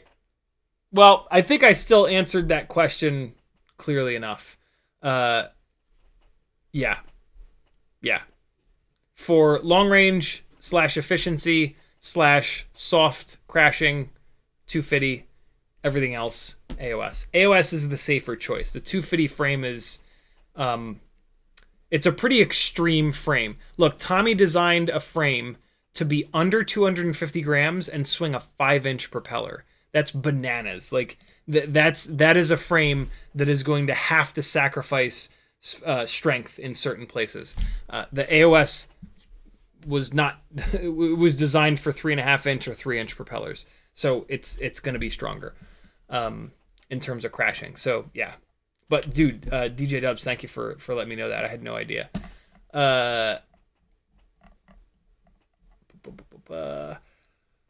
Frank Nicholas says, eating vegan / vegetarian and never feeling better is because you're never eating carnivore.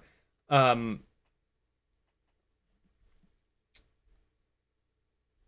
because you're never eating carnivore. I'm being very smooth-brained right now. I can't figure it out. Carnivore Code book is sometimes free on Amazon Prime Kindle. When not free, it's $6 to $7. It's what convinced me carnivore was the proper human diet. PhD. Let me put it this way: if I tried to convert over to that diet, I would be single before very long, which is fine. I don't believe in it from a animals dying standpoint either. Stavel says, date Newbie Drone Friday frame giveaway. Today is March 22nd. It is already 8:42, and I haven't done any of the things that are in the thumbnail, so we're gonna have to skip the frame giveaway. It takes a while. Denzel the Terrible will try to do it on Sunday. Denzel the Terrible says, sorry I'm late. Daniel 1964 says, where are you eating for $30? Most places here would cost at least $50, and that per person. That's on the low end. The prices of food, good lord, what a shit show. And apparently like half of the price increase of food is just going into wealthy assholes' bank accounts, which is like extra frustrating. Brandon's Baked Beans has dropped the YouTube link. You guys all need to click it if you haven't seen it. It's phenomenal. Kilo Zebra says, it's interesting that you lean towards using a motor limit when using high KV motors. Chris Rosser advocates using a throttle limit. I haven't talked to Chris in depth about it. I've talked ad nauseum with Ryan Harrell from Mini Quad Test Bench and Mark Spatz of UAV Tech, but I've never had that conversation with Chris Rosser. Interesting, super interesting. Maybe I will. Maybe I'll bug him on Discord and ask him why he thinks that using a throttle limit is and lowering PIDs is better than normal or higher PIDs with a motor limit. Limit says, I'm looking to build a super light Fractal 65 build. I was thinking of the Happymodel Diamond. Don't do it. Nobody ever used the Happymodel Diamond for anything. It is the worst AIO ever. I think you don't like this AIO. What's wrong with it, and what can I choose instead? Literally anything other than it. Basically, they shrunk the AIO down so much that they had to take a lot of electrical capacitance away from it. So there is a ton of electrical noise, and that electrical noise ruins everything. It gets into the gyro. It puts bad gyro signals in there. It's just a nightmare. So you'll never get a good PID tune. You'll never be able to run high-powered motors, even with a shitty tune. And then the damn thing will just break. It's extremely fragile. So many people in this chat here over the last 2 years have been like, yeah, 2 batteries into my Diamond board, it's broken already. It's just a worthless AIO that should not be sold anymore. It's really frustrating that they continue to sell it. Kilo Zebra says, he says you want to let the PID loop have full access to the motors for maximum responsiveness. I get that. And that was actually my thought process initially when I started bugging Chris and Mark about it. But both of them basically said that just pushing, there needs to be a mix. You don't just want mega powerful motors and then to delay the PID loop with lower PID gains. So yeah, you want a little bit of a mix there. Frank Nicholas says, regarding U.S. farming, plant, veg, fruit is no better than meat. Think of all the chemicals used in production in producing plant foods. By the way, organic has no legal meaning in the USA. All true stuff. Kevin Sumner says, it's 20 minutes to the end of the stream. Have you flown a single battery yet? I have not. And my throat's actually hurting like hell too. Frank Nicholas says, organic, no legal definition for plants for animal food. Curtis Hayes says, frame giveaway, we're going to have to wait. Sorry, guys. I might not. This might be one of the very only streams where I can't read everything, because I have to at least do something that I put in the thumbnail and in the title of the stream. YouTube did the thing, and now of course I have to fucking waste my time figuring out where the hell I was.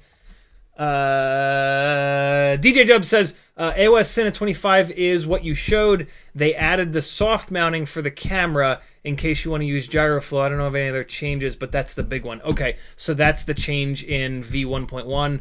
I'm probably gonna have to get the V1.1 then. I don't want to risk. Yeah, no, like God forbid I have like a bent property. Yeah, no, I gotta get the V1.1 then. Shit. Fractical says, ask GetFPV which version of the AOS frame they're selling. I sent them a message. I haven't heard back. They've been very responsive to me. Cool. Hopefully they get back to me. I didn't message them until like after business hours today. Brandon McBean says, I went ahead and tagged CR directly to respond to your comment. I don't know the difference. Thank you, dude. Chris Wells says, thank you for being you. See you well. Family chores a lot. Farm chores. LOL. Don't hurt yourself on the farm chores, Chris. Frank Nicholas says humans were meant to eat animals. PETA people for the eating of tasty animals. Dana 1964 goes veggies. Veggies I thought was what food eats. All right, we're good.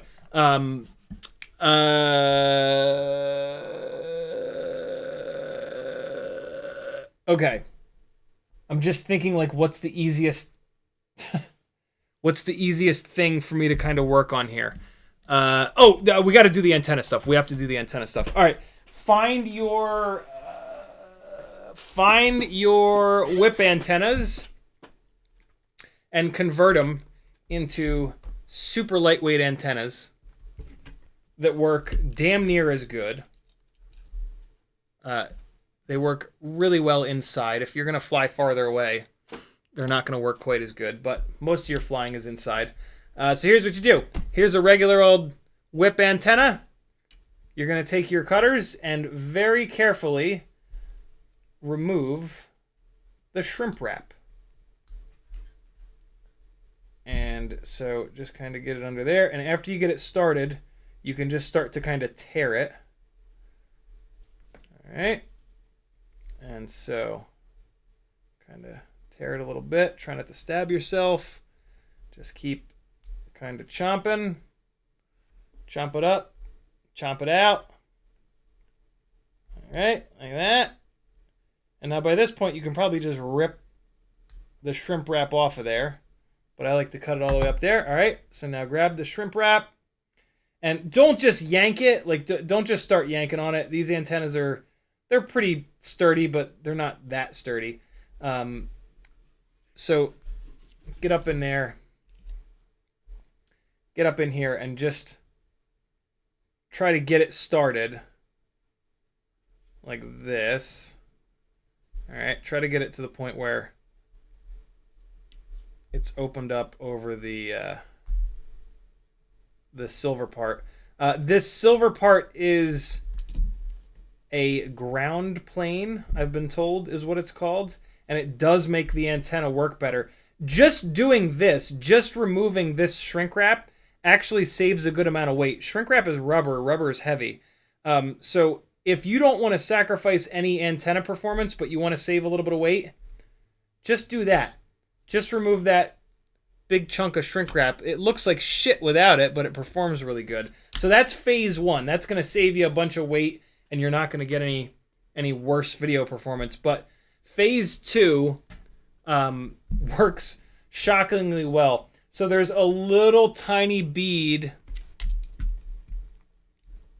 There's a little tiny bead of solder right up here, which is holding this silver thing on. That's why you can't just yank this silver bastard off.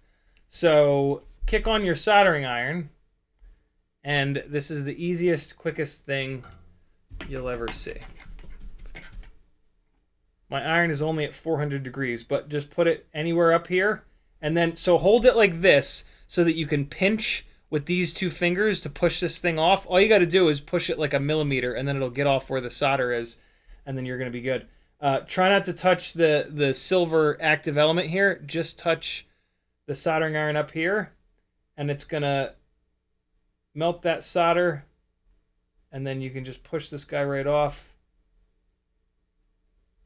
Yikes, that got hot fast. Oh, and I didn't get it off of there. Here, hold on. I'll flux it. Put a little tiny bit of flux here. And, all right, hold on like that. And, boom. Goes thou. Oh, man, the other two that I did were really easy. This one is being less than easy. It's just because I'm trying to do it live. Oh, let's use the OmniFixo. Check this out. Get off of there. Get off of there. OmniFixo was trying to eat my pin vise. All right, watch this. So we're gonna put the end of the antenna in the OmniFixo, and then I can grab this guy. I guess this is the right way of doing it. Grab this guy with your pliers so that you don't burn yourself, and then you can pull on it while you put a little bit of heat here. Solder is going to melt, and there it is. And you remove that guy. You can always put it back, maybe save it if you ever want to put it back, but that's really it. Now you've got a 0.2 gram antenna that's nice and long. The key to this is that when you mount it, your active element of the antenna is all the way out here, way far away from the board, from the PCB with that copper ground layer in it. That's what makes this antenna work so good, is that the active element, the part that does the actual work out here, is so far away. The last thing that I like to do is just put a tiny little bit of shrimp wrap on the end of this, where the active element starts to come out. So get your thinnest shrimp, cut a little bit of it off, throw it on there, and then you're just going to put it right over this part here. And that's just going to make it a little tiny bit more durable. You can absolutely skip this part. But I'm crazy about prepping antennas. I hate when antennas let go. And that's it, my friends. That's how to make the best performing, unbelievably lightweight, infinitely durable antenna. Which, in this house, flying up above myself, this antenna outperforms the amazing TrueRC Singularities just because of antenna placement. You do not want to shorten the total length of the antenna. Even though out here is the only active element, the total length of the antenna does matter. I know 533 shortens the total length of the antenna. Also, Happymodel ships some antennas similar in setup that are shorter. This will decrease the actual performance. This right here will perform a lot better than shortening it up, and you're only sacrificing like 0.05 of a gram, leaving this thing this long. So do it, yo. You've got whip antennas sitting around doing a lot of nothing. Convert them into this, save some weight. You'll feel the difference from the weight savings, and you'll be surprised at how good this stupid little antenna actually works. There you go. That's the main thing I wanted to show you guys. But we are also going to fly. This is a... I don't have the hardware that I need for this. All right. This will show up on a future live stream for sure. We are going to fly this because I haven't flown this in a little bit. I want to make sure that it's still performing really well. This is going to take a while because we're going to have to remove all 4 motors. Yeah, we're not going to do this. Apparently my desk skews forward a bunch, leans forward a bunch because this pin vise keeps going all over the goddamn place. Yeah, this is going to be too much work to do. This needs to be flown outside, so we're not going to do anything here. This needs to be transferred onto the Walksnail build after we do some testing, so we're going to wait on that. We are going to fly this. This is, yes, I just finished this up, so we are going to fly this. This is the Jungle Gym Basher. I haven't flown this in a while, so we'll put this up in the air. We'll put this up in the air, and then this is on Walksnail. I do have that wired up. We might fly this. Okay, cool. Hang on. Chat's filling up with stuff again. Ramadas says, good question, Walter. Walter says, why is it on there? Oh, the silver thing? I don't know. It may, but I'm sure that it makes the antenna perform better. It's ground plane related. Yeah, I don't know. I'm sure. C-Max says silver thing is a balun. I'm sure you can look up on Google what that thing does. What does the silver thing on linear antennas do? Is what I would search for.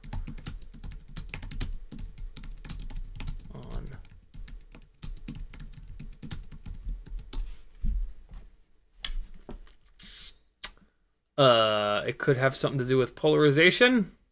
Wait, no. What does a balun do? B-A-L-U-N. No, what I want to search is how does a balun work? Oh, no, it's not a balun. Balance is device that currents unbalanced single-ended AC into balanced differential AO. Maybe there's a second. Oh, here we go. What is a balun? RF antenna balun. Ah, there we go. Balance used balanced, unbalanced scenarios. One key area is for radio frequency RF. So here you go. I'm gonna put this link. This link probably tells you exactly what it does. I'm putting it in the chat right now. There you go, friends. Okay, that's a great website there. Go to hell.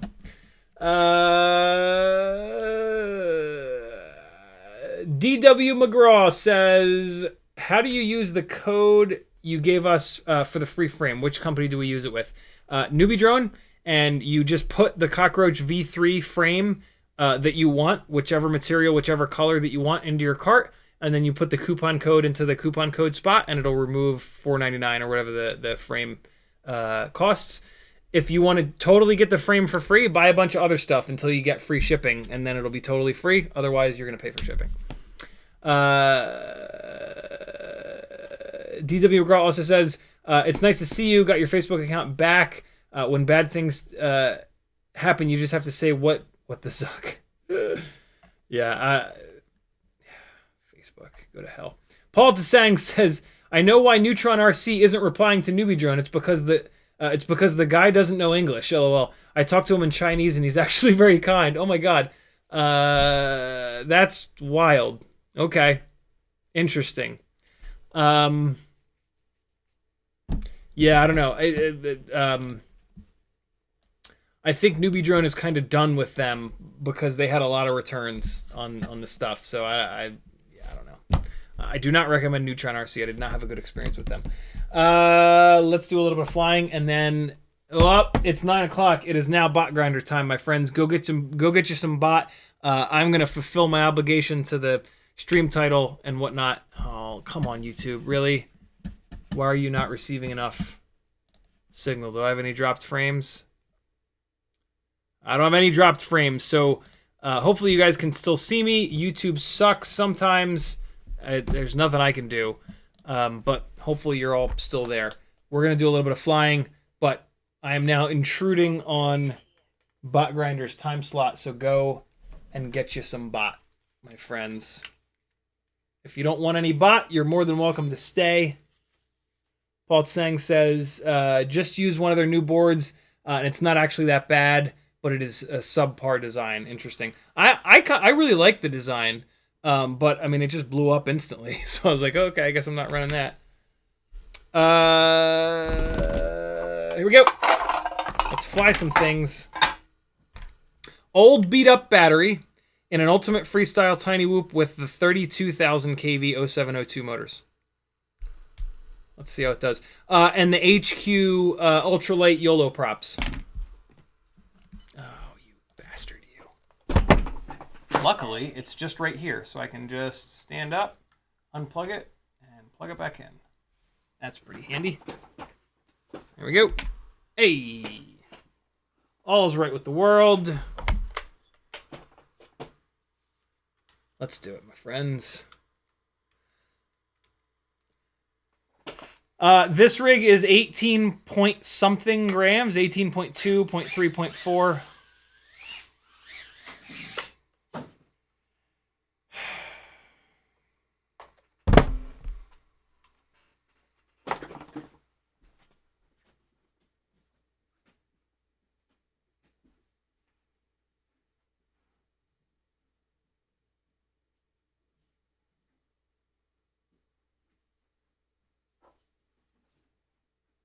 I'm not going to say it, but you know. You know what's going through my head right now. Jesus Christ. Does a 1mm drill bit work with the props, or does it take too much material? Sprout, what you want to do is put the prop, like you can make it work. You just use it very lightly. Like push the propeller all the way onto that drill bit to the point where the drill bit goes all the way through the propeller and then get it right off of there. You can totally make a 1mm drill bit work. You're just not gonna like... Yeah, you know what I mean. Oh! Wow, crash recovery really earned its keep on that one. Get out of there! Man, these are 702. Oh, did that go through? I don't think it did. These are, oh, I gotta turn on my new light over there. Well, nah, no, hold on. I wanna go turn it on. Look at this. Look how cool this looks. Hold on, check this out. I've forgotten to turn this on for like a week straight.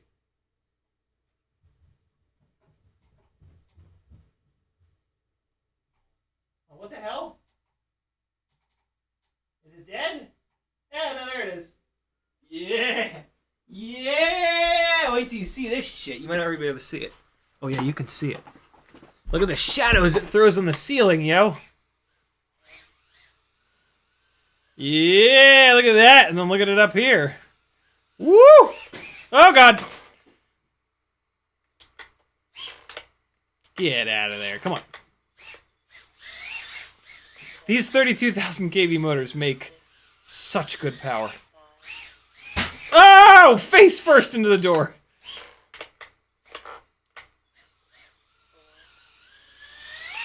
Oh god! Right, hold on, let me try to calm down a little bit and stop trying to do every single big burly trick that I know. Good start. Good start.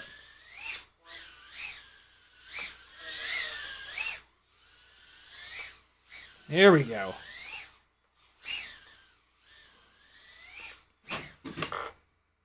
This, the Gemfan Cube Gate is in a spot that it's not usually. It's too far this way. Usually it's centered. Usually it's centered with this, so I would drop down into it. I guess I'm still dropping down into it, but... Oh god. Stop it! Stop it! Leave me alone! Uh-oh. Something fell. Oh god! Hi-hat!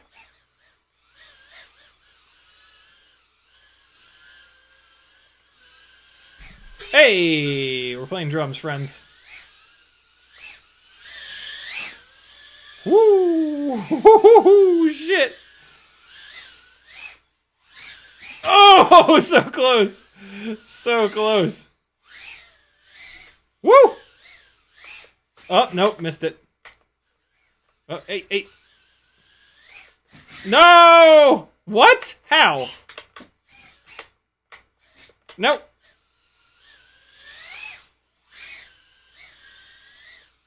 Oh! No. Oh, no, no. No, no, no. Yes, yes, yes. Okay. A little warm-up battery, not bad. Now let's dive into it. That battery did not do terrible. 2 minutes and 30, it's a lot less than normal. It didn't feel super saggy. This battery is actually very puffed up. I almost threw it in the garbage can, but it's actually performing all right. I'm actually going to get rid of it. I hate the puffy battery thing. So I'm going to plug it in and just drag it all the way down. Come on.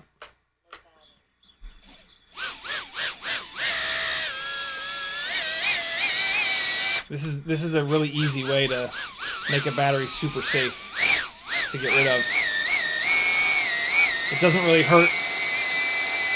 It doesn't really hurt the rest of the rig.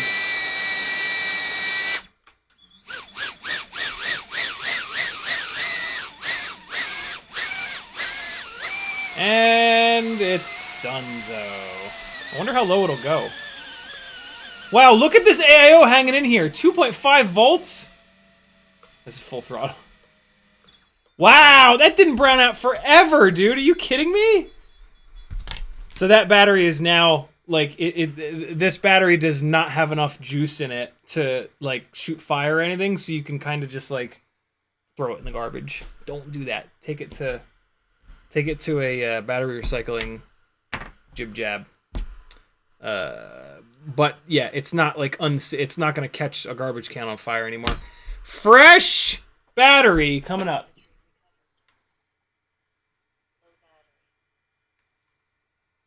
Damn, 2.33 Kevin Summer says is the lowest he saw. That's so low. Fresh battery, 32,000 kV motors. Let's go upstairs.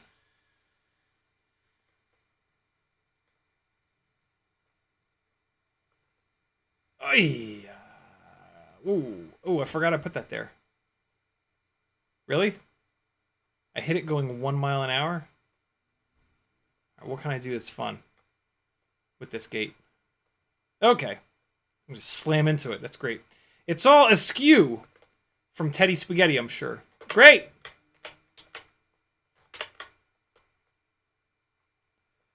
I hate when these gates are askew.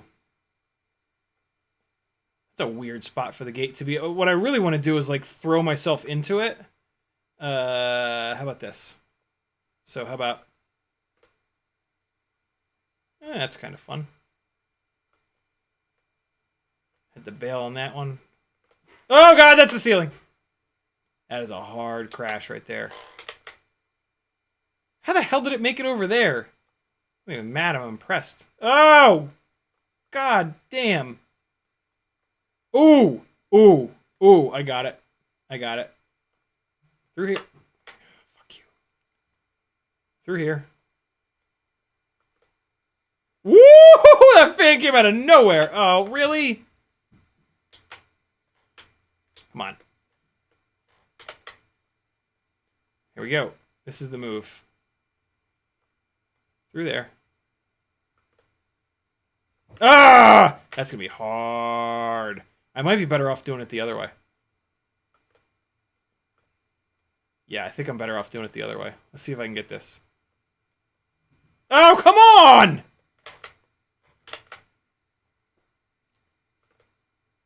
Oh, man, that fan is gonna fucking screw me. Oh, I couldn't decide left or right, so I just went right into the front, right in the middle.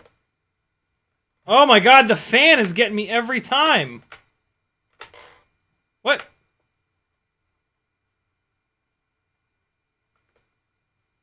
Okay, never mind.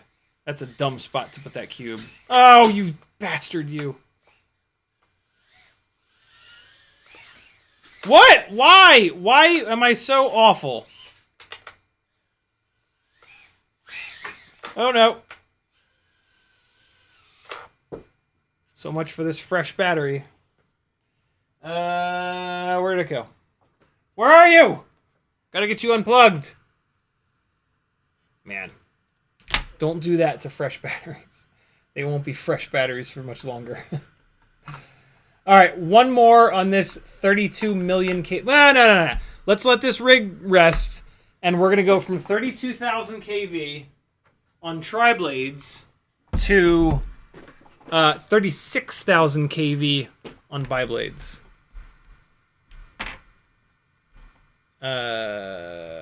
Okay, another fresh battery. We're going to put a fresh battery on here. I don't have diagnosed obsessive compulsive disorder, but boy oh boy do I have some tendencies. Here we go. The major depressive disorder and generalized anxiety disorder are much more prevalent in me. Look at the weird distortion coming through. Clear it up a little bit, I guess. Here we go, 36,000 kV on Gemfan biblades. Listen to the difference in sound. As opposed to listening to the difference in, I don't know, something that you can see. I do kind of want to get that trick at least once. So, let's see here. Fuck you. Alright, come on now. Come on. Come on. We gotta get this. Gotta get it once. You bastard. Here we go. We're gonna go for it. Ah! 36,000 kV is the answer. Oh, stupid fan! Stop it! Leave me be, fan. Let me be me. Oh, God. A trick doesn't count if you hit the ground. It just doesn't. Ah! So close! I need a little bit more left. Man, I just have to, like, touch the throttle and this thing throws itself back far enough. Oh! It went in, but it hit the goddamn ground!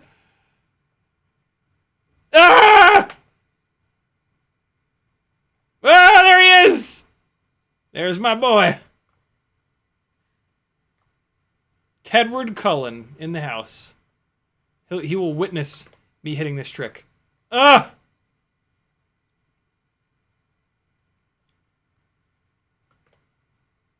Ah! I should have let it fall. It was there. Oh, he's coming downstairs. Oh, you bastard, you. Come on. We can do it. No! Why can't I just fly under the fucking coffee table? What's happening? Why is TinyWhooping so impossible? Here we go. What? Fan got me. Come on, man. Come on. Come on. There it is. Oh, no, you dirty rat hoe! It rhymed. Oh, the fan. The fan. No!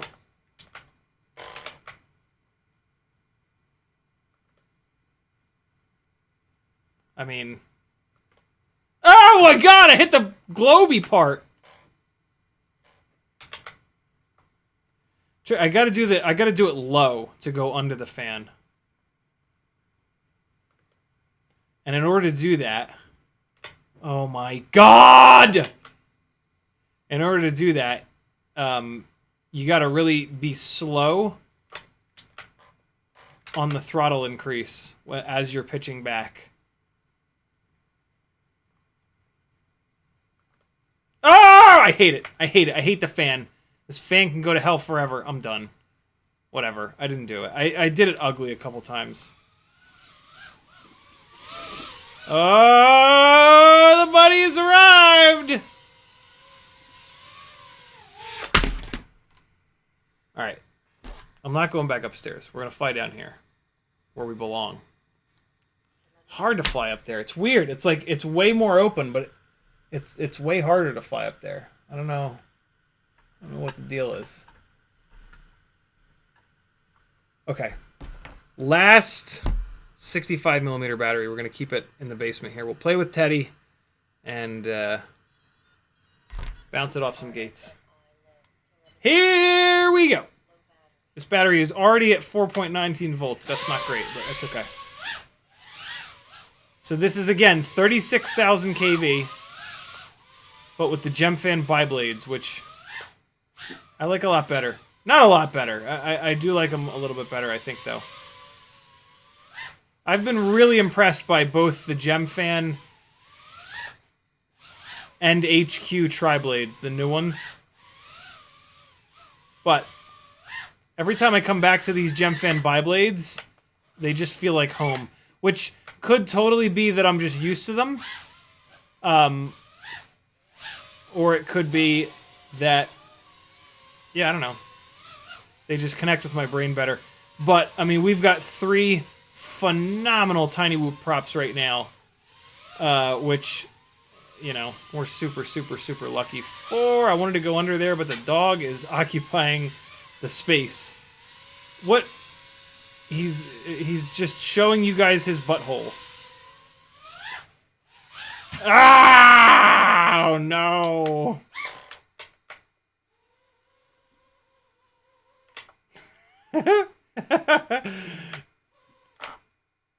Come on, buddy. Do the steps. Do the steps. Everybody's waiting for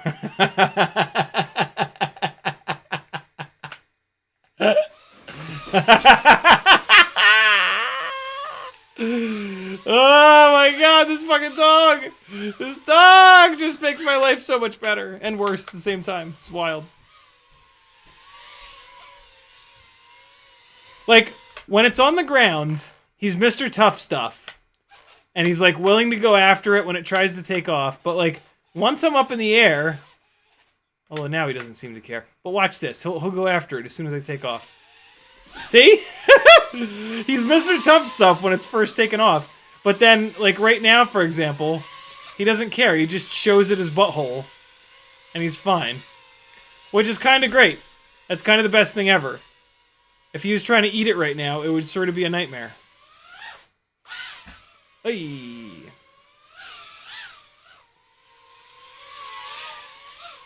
$36,000 KV, my friends.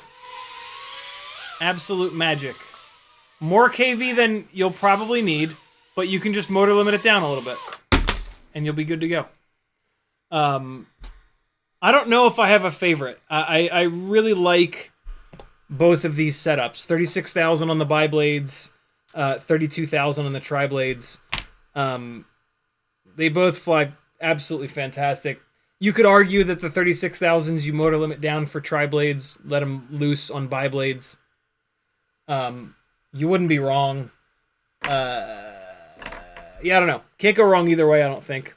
If you're going to build 2 anyway. So, you know, might as well go all the way in. But yeah, you know what? Whichever ones are in stock. How about that? Jungle Gym Basher. Last battery of the night. Wow, it's 9. How did we just fly for 20 minutes? Last battery of the night is on the Ultimate Jungle Gym Basher. This is not an indoor build, as you're about to see, but it's kind of funny to fly it inside. What was that? Oh. Oh. Do I have a battery lead that's solder joint that's coming off? I think I do. When I pulled on the battery lead a little bit, the AIO reset. Well, screw it. Let's fly it. Maybe it'll happen in the air. It's just a TinyWhoop. What's it going to crash 10 feet away? Here we go. Outdoor jungle gym build being flown indoors. What could possibly go wrong? Everything is the answer. This is so difficult to fly in the house, as you're about to see. Oh god, that is way too low of an up tilt. Let's get a little bit more up tilt going here. That is too much duct in view. A little bit better. Let's get a little bit more. Whoa, that's a lot more.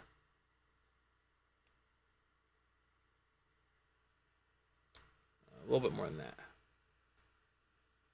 There we go. That's better. I just moved this rig over to the... oh, look at the OSD. It's all jacked up. I just moved this over to the... Whoa! Whoa! Teddy says, that's too big. I need to investigate. All right, here come the steps. Ready? Step, step, step, step, step. And he's gonna get it. He's gonna get it. Woo! With a growl and everything. This camera looks really good. This is... What the hell RunCam Nano 3 is this? Ah! Okay. Well. Guess that answers that. I think the... yeah, I know. The soldered connection between the battery lead and the board has let go. Or it could be the connector. It could be the BT 2.0 lead. Low battery. But I don't think so.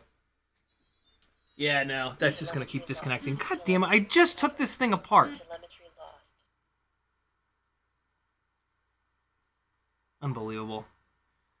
All right. Well, that'll be my excuse to put a 180-degree BT 2.0 lead onto it. So, as always, more work is needed. I was really hoping to discharge this battery. Hold on.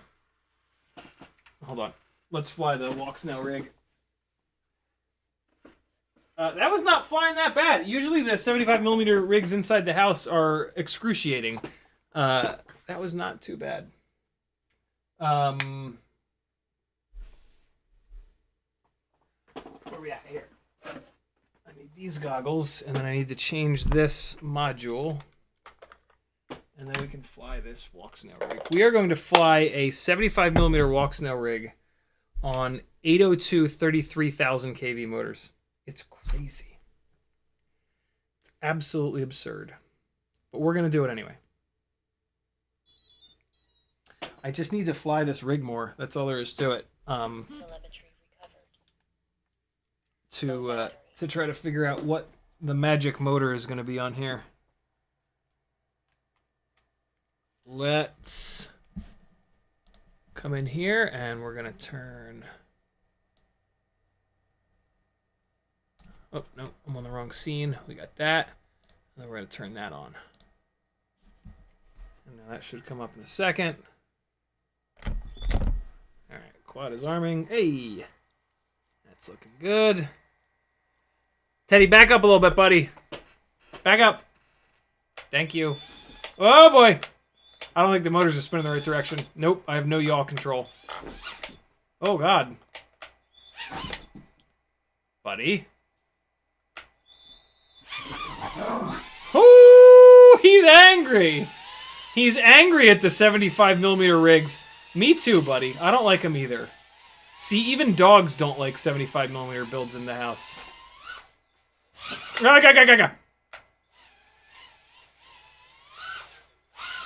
Woo, boy. It feels so fat.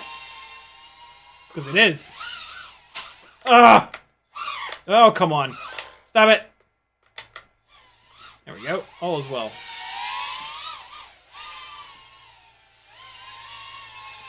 It's like flying a school bus around. It just doesn't go where you want it to go. It goes wherever it was going. Oh my god. Okay. That's there we go. That's how we end it. Oh, you dirty bastard, you. Oh wait, no, it didn't fall all the way back behind.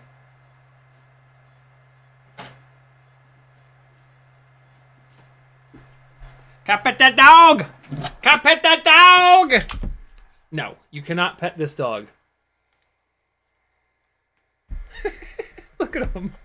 Look at that stupid little face! I'm gonna eat it! Oh no. Oh no. Oh god! Oh my god!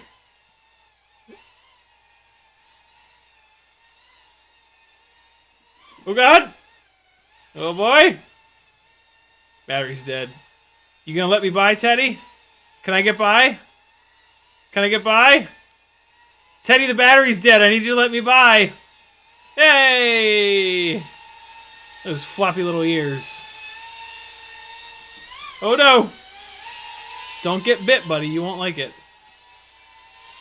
This is a 450 mAh 1S battery. You can run this down a little bit lower than the little 300s. Oh my god, really? Alright, well, not a great night of flying, but most nights aren't, so I'm sure you guys are used to that by now. Let's do one more. I have one more of these batteries that needs to be discharged. Actually, that's the 75. Now, we're going to really go nutso. We're going to go up to the Meteor 75 Pro. I think this thing works. Here we go.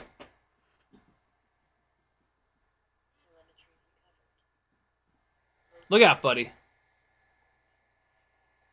This rig has enough power to rip your hairs out, little friend. Oh god, the camera settings are all effed up. Look at that nose. Woo! Doggy noises! Oh boy. It's so much heavier. The Meteor 75 Pro frame, it's like 6 grams heavier. It's so crazy.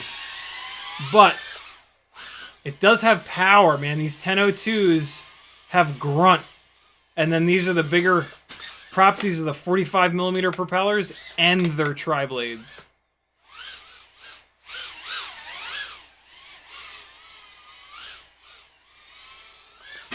Oh my god. Oh boy. It's so big that it barely fits through these gates. Oh god. Oh boy. Yo, this room looks dope with that light on. Look at that shit.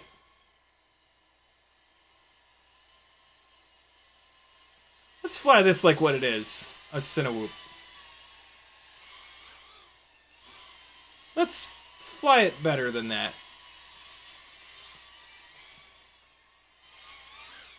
Ugh, come on.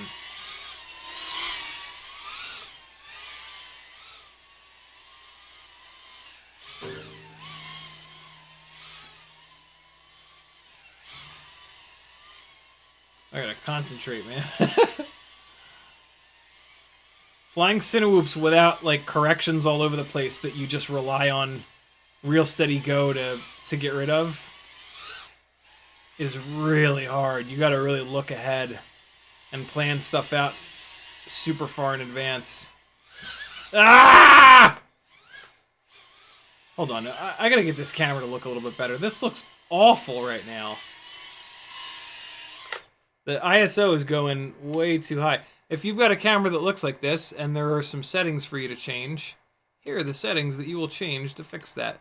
Go into camera in this case, and what it's doing is it's super overexposing. I'm going to turn on, this is noise reduction,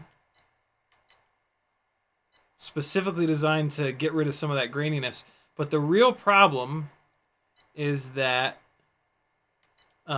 it is just forcing itself to overexpose. So if you force it to underexpose, it helps a ton. I'm actually going to go one full stop down.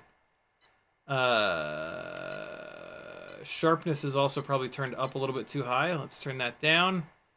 And then, all right, let's go back a layer. And that's probably the only thing that I can change, but that will more than likely have had a huge impact. Yep. Let's see how much better that looks now.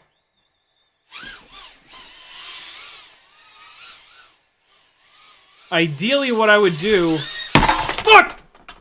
Wow. That was a lot. So I knocked the thing down, which then slammed down on the desk. And then the quad hit me. So, you know, we got that going for us. Jesus. The only problem is now it's a little too dark. I went a little bit too far with the exposure compensation. So let's, yeah, we'll leave it there. 0.7. That's the right amount. There we go. Whoa, Teddy. Jesus. He's an animal. Yeah, this thing is impossible to fly in here. This is just, it's just so goddamn heavy. My God. Oh, this battery is done. I discharged both batteries. Yay! They've been charged for like almost a week. There it is, my friends. Thanks for hanging on. Sorry the flying kind of sucked tonight, but some nights are like that. Go get you some bot grinder. I'll see you again on Sunday at 3 o'clock. CiottiFPV.com. Oh, wait. DW McGraw says, have you tried to use your HD0 goggles with Velocidrone? I have not. I don't really use the simulator anymore. Somewhere in like my third year of flying a lot, the simulator started to sort of hurt me in that like the simulator became, because it's never gonna match up perfectly with flying for real. So the simulator became a separate set of muscle memory that when I went out and flew for real, I would have to unlearn. So I don't really use the sim much anymore. I recommend that everybody does until they start to feel that, which takes a long time. You have to get like really dialed before that happens. And you could make a really good argument that that's bullshit, that the sim will help you forever. I just started to notice that like I would go out and fly and it would take me a bunch of batteries in a row to adjust to flying for real. And that would be like half of my day of flying for real. Whereas, yeah, if with less sim time, I adjusted a lot quicker and I would get a lot more out of the actual real life batteries that I flew. So yeah, I don't really use the sim much anymore other than when I'm coaching others to fly. It's absolutely indispensable for that. Coaching others to fly better, I should say.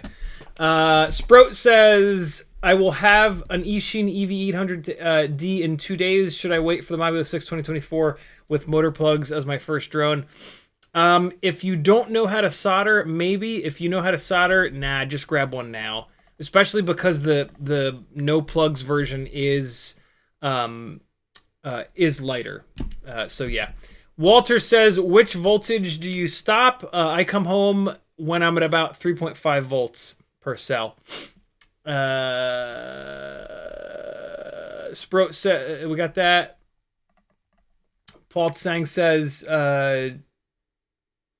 cool. We're good to go. Thanks for hanging, friends. CiottiFPV.com to support me. It means a whole hell of a lot and is the reason that this thing still exists.